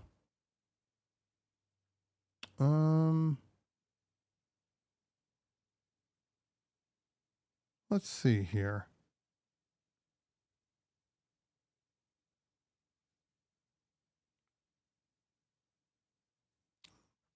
Okay. So, this magnet sucks. Okay. So this is my work calendar. These are all meetings. I was out this week. I was at the expo, which is why there are no meetings, but these are all my meetings. And sometimes we have, events also, but this month we've had no events during the week. And then this is my Friday. These are all the events on Friday. And then we started picking up. We're always early in August, and then we start to pick up by the time we hit mid-August because the school season's back into full swing.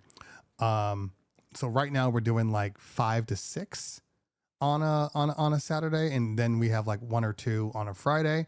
So like this weekend, let's see here, we have 2 on Friday, and then we have what is this? 1, 2, 3, 4, 5 with the lighting. We have 5 on that one, so we have 7. The next week, this is the weekend. This is Labor Day. What do we have here? 1, 2, 3, 4, 5, 6, 7, 8. 8 on the 31st, and I think we have 4 on the 1st. So we have 12. Yeah, and then these are the rest of my weeks of all of our events so far. This is a Jewish holiday, which is why we have very little there. But yeah, these 2 weeks of the Jewish holiday, but then you can see it starts to pick back up. And, there's a lot. I got a lot of events. Yeah. But wouldn't trade it. And we're still booking for like October and September right now. Very weird. The Rev 7 belongs in the closet. You are crazy. You are absolutely crazy.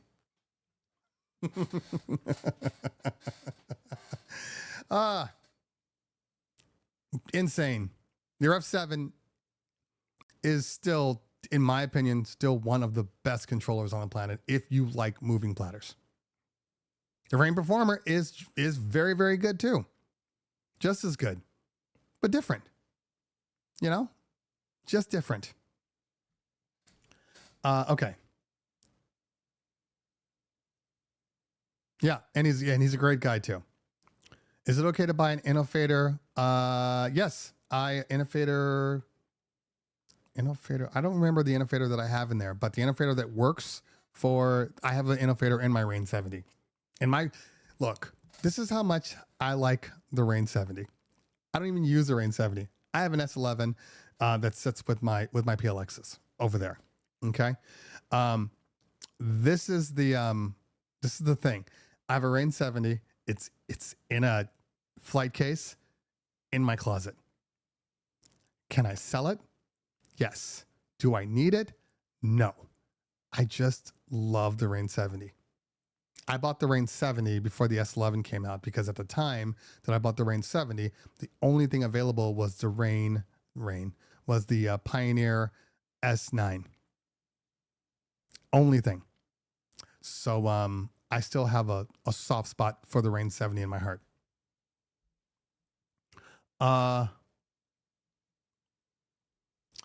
Yeah. So Kylie, the Maestro has huge potential. Okay. But for power users, and this is people that have multiple setups, multiple things, production stuff, it still requires some work. But it has the potential to be fantastic.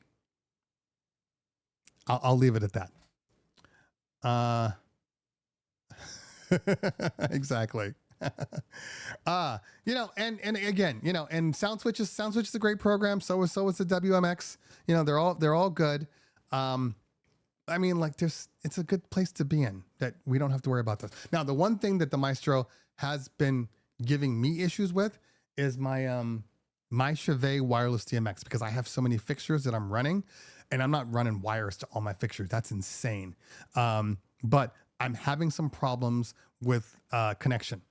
That's the one thing. And I know I've been talking to them and they're like, yeah, we have an update coming that is going to fix this. Like it's going to move it into a different like frequency base. So, there's that, but it's going to get there.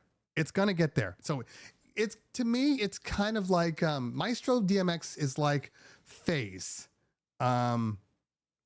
It's like Phase when Phase first came out. The first couple of years, it was trash, but it had the potential to be great, right? If you allow people time and you don't just shut them out and be like, nope, it sucks, I'm moving on. If you allow people time to make updates and to get it to where it needs to be, then I honestly believe that it'll get there. It'll get there. Phase now is pretty much perfect. Now that they've moved to HID mode and wireless HID mode, it's pretty much perfect. But if you had asked me a year before that, I would be like, I don't know that I can recommend them. It's got wireless protocol problems. It's got this. It's got weird battery issues. It's finally now to a place where I'm like, no, it's the one thing that everybody needs. So I have it can get there. You know, it's funny. I was just talking to somebody about remember over the pandemic, and everybody knows that like Twitch now offers the ability to play, you know, copyright music and not get flagged. You know, I don't even know the details because I haven't really gone into it because I haven't been on Twitch. But Mixcloud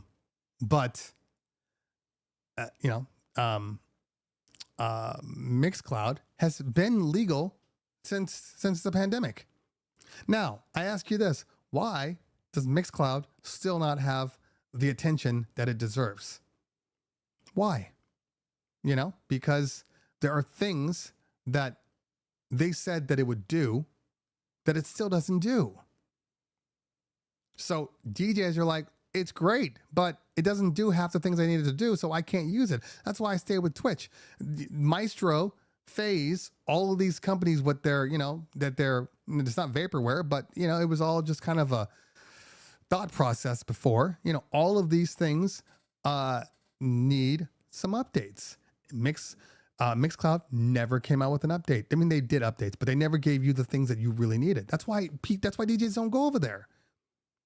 Yeah, and I don't want the same thing to happen with like something like, you know, a Maestro, because I know a lot of DJs, and I've talked to DJs. It's not just, you know, me that is like, oh, I've talked to other DJs that are on my plane as far as DJ companies are concerned, right? And I've talked to them about Maestro too, and they're like, yeah, I like Maestro, except that except part is going to keep people from using Maestro the way it should be used until they get it to where it needs to be. Simple as that. Now, you know, somebody like Kylie that says it does everything I wanted to do. Absolutely. If it does what you need, there's no reason to change it. Like I said, it is ILS for everyone. Okay. But even with ILS, there are some things with the Chevet ILS that when it first came out, even with their ILS command, didn't do. So I'm like, well, this is great. I still can't use it because it doesn't do things that I need it to do. You get it? So like we own a command ILS. I barely use it. You know, I use the command ILS more with the gig bar than anything else, in all honesty. But there are battery powered movers, guys.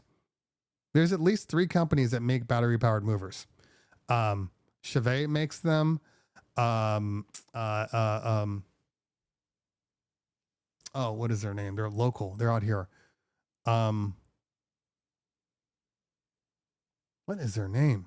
Chevet makes them. Does Colorware make them? Both has them. And what's the other company that makes the gig bar? Not the gig bar. They make their own bar. They're like out of Diamond Bar. They're local. I did a video on them. What are they called? What are they called? Because that's going to bother me.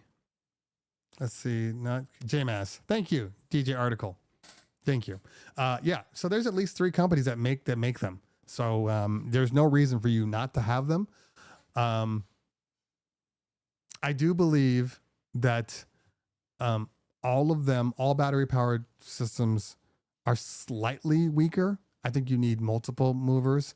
Because even with like my Chevet or any of them, I think the maximum wattage is like 70 watts. Like I have not seen a 100-watt battery powered mover, which is what I really want, is a 100-watt battery powered mover. Once they can give me that that'll last, 6 to 8 hours, it's great. And it's funny too, because Chevet has this little option. So in the settings of the Freedom 60, I think it's called Freedom 60, they have a battery option, which is 4 hours, 6 hours, and I think 8 hours. And all that really means is they're gonna limit the wattage. So the 4 hours gives you your 70 watts, and then I believe the 6 hour gives you like 60 watts, and then so on and so forth. I just want a 100-watt mover, battery powered, that'll last 6 hours. That's it. Give me that. Yeah, exactly. G Kenny in the building. I would love to use a good rotary mixer for blending. Any suggestions? Really? There's so many options. Mixware has rotary mixers. You got the Alpha Theta mixer, which is great. To me, rotary mixers, if you want a good one, you're gonna have to pay the money. You have to pay the money. Because when you're dealing with, analog type stuff, the better the analog circuitry, the better the rotary mixer, and you definitely need to have it. So you're going to pay, a good, $2,500 to plus for a good rotary mixer. Okay. I have a Rain 1. It was a perfect controller until I found out that the effects paddles were super fragile and there's no replacement parts sold anywhere. I get it. I get it.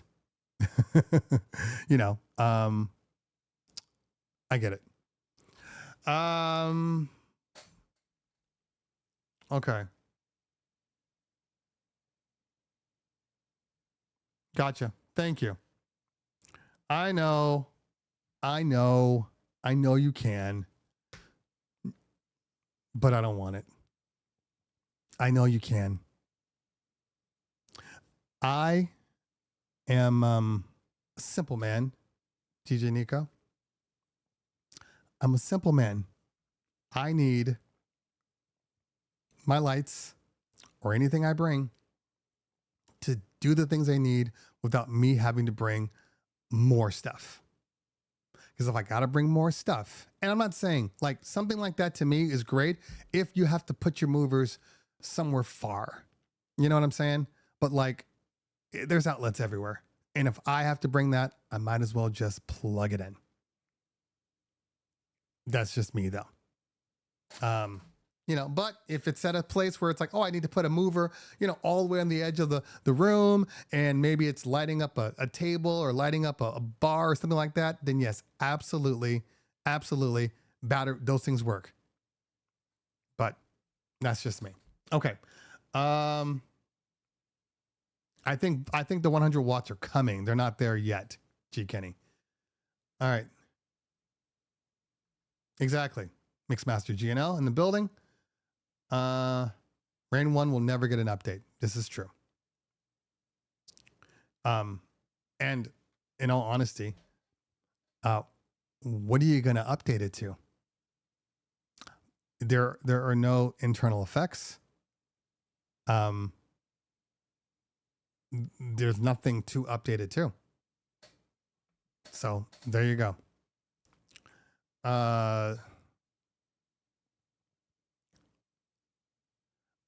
All moving heads require some knowledge.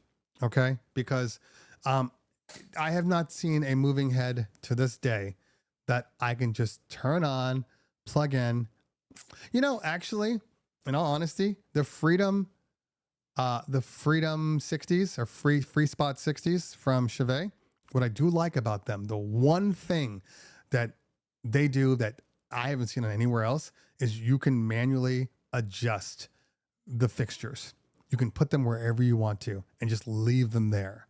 And I have not seen another mover that does that. I'm sure there probably is one, but that alone, and the fact that they are battery powered and I can just set them and forget them, like, that's kind of a big deal for me. I believe they should come out with a replacement for the S7. I missed the split cues, dual band mic, and extra effect buttons. Since whenever I use Serato effects, it just mutes the channel right away. I don't know. The S7's pretty much feature rich, so I'm not sure. You missed a split cue. Isn't there a split cue digital now? I think you have to do it through the software. I believe the split cue has an option for it. I know they did it for everything else. Maybe they didn't do it for the S7. Check the firmware. Dual band mic. What, does the S7 have a tone? It's been a long time since I've looked at the S7. Let's see. I hear my wife is home, which is always my cue to start to move over. S7.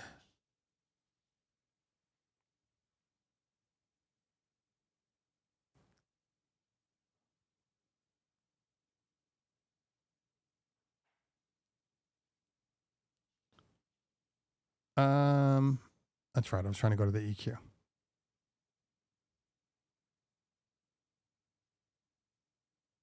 Yep, they do just have a tone. Yeah, okay. That could be an issue. All right. But I think they're also keeping the door open for people to buy the S11 too. Okay. Okay, we have about 5 minutes and then I have to get off. Let's see here.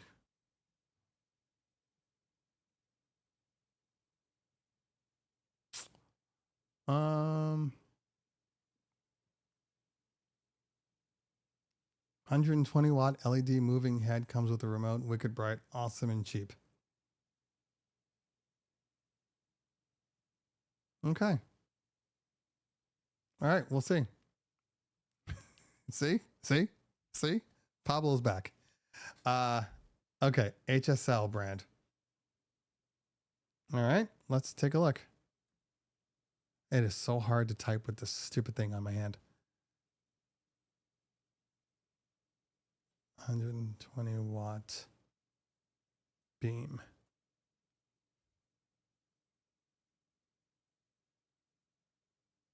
Oh, I know these. Okay. All right. So what these are the Chinese knockoffs relative. Everything comes from China. So I'm not saying it's a knockoff in that respect, but, these are the ones, that have very, very high failure rates. That is the only thing I will say about them. There is a whole Instagram reel where there's a company throwing out like 80 of these.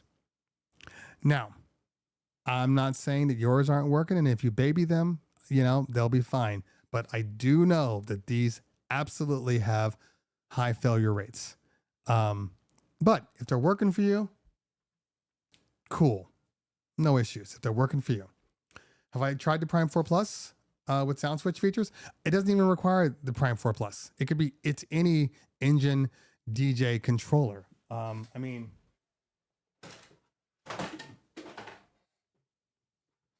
Mixstream Pro works with sound switch and works perfectly because it's all engine. It's not necessarily the controller. And if I was into all-in-one controllers, like as a go-to, I would 100% be sound switch and sound switch only. What do you mean not the same? I typed in your thing and they all have the exact same one, but I don't know. Hold on. Here we go. Here's another one.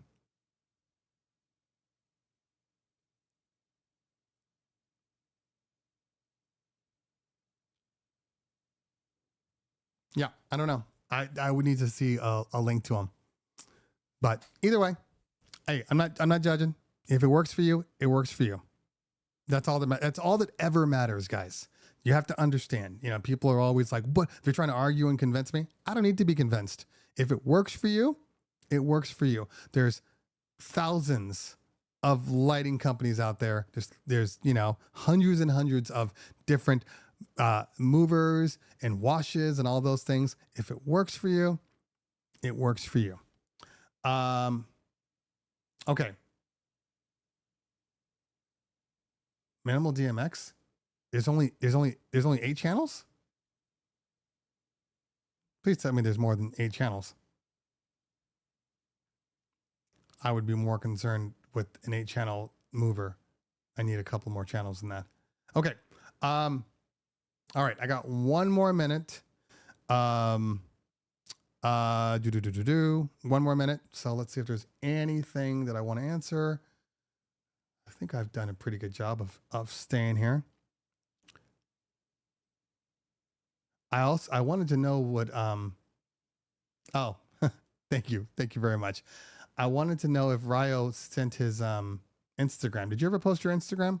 Post it in the chat real quick if you have one. If you did or did not. Okay. I did. If I could afford an array, I would buy the DOS Audio. I think the DOS Audio is solid. Do I think it's better than others? No. I think they're solid. I think DOS Audio and EV sound about the same, in all honesty. I still think my LDs sound better than the DOS Audio. The one thing about the DOS Audio I will say is their highs are definitely very clear. They're probably the most clear out of all of them, including the Bose, which I used to think the Bose had the best highs on the planet. I think DOS Audio has a better high, but they lack low end. That is my only thing. They lack low end. Do I keep my controller in a case? Yes. Yes, I do. Yes, I do. Okay.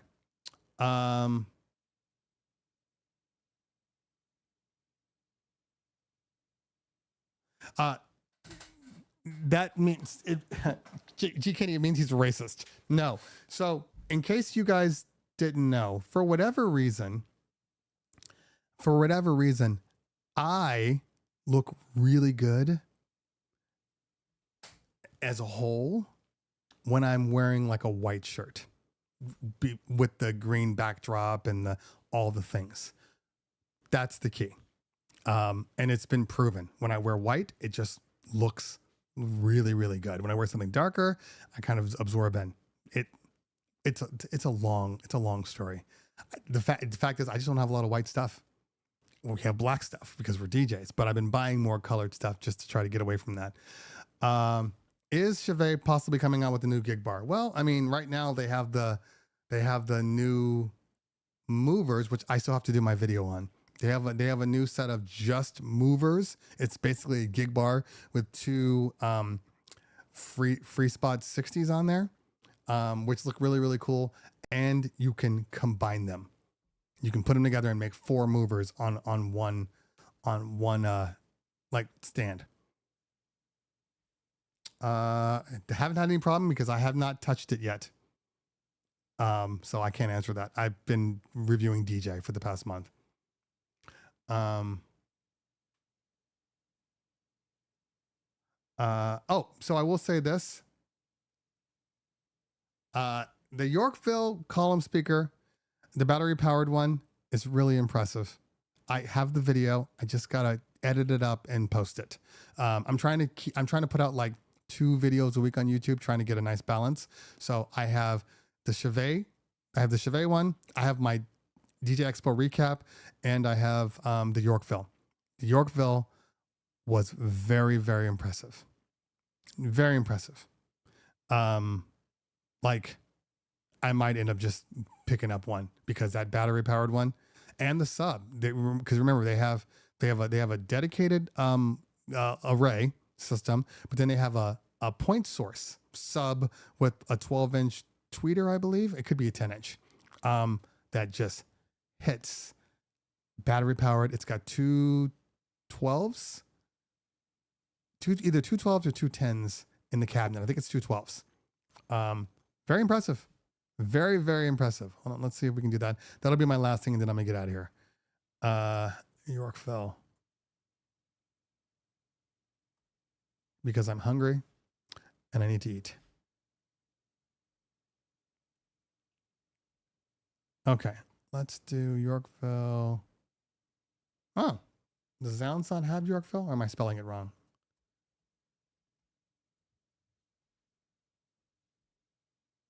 All right, let's go somewhere else.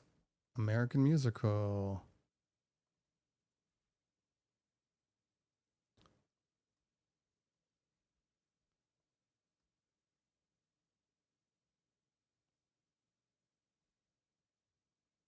Okay. Yorkville battery powered speaker. Sweetwater. Okay. So, all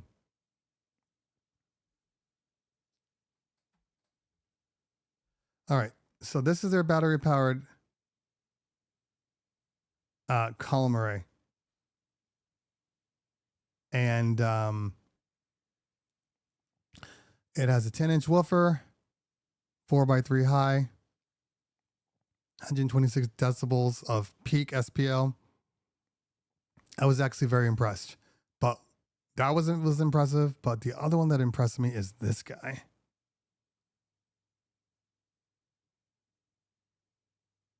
Dude, click.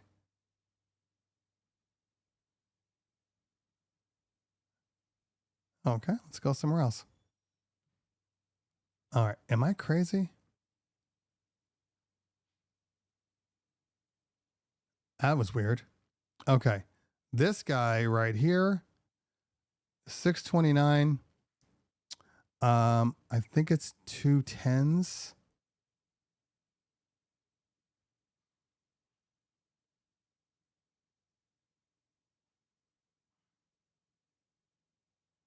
This guy really, really impressed me. And it's all battery powered. It says here will last 5.5 hours of runtime at full power. And that's the key here. Full power. Full power is the key.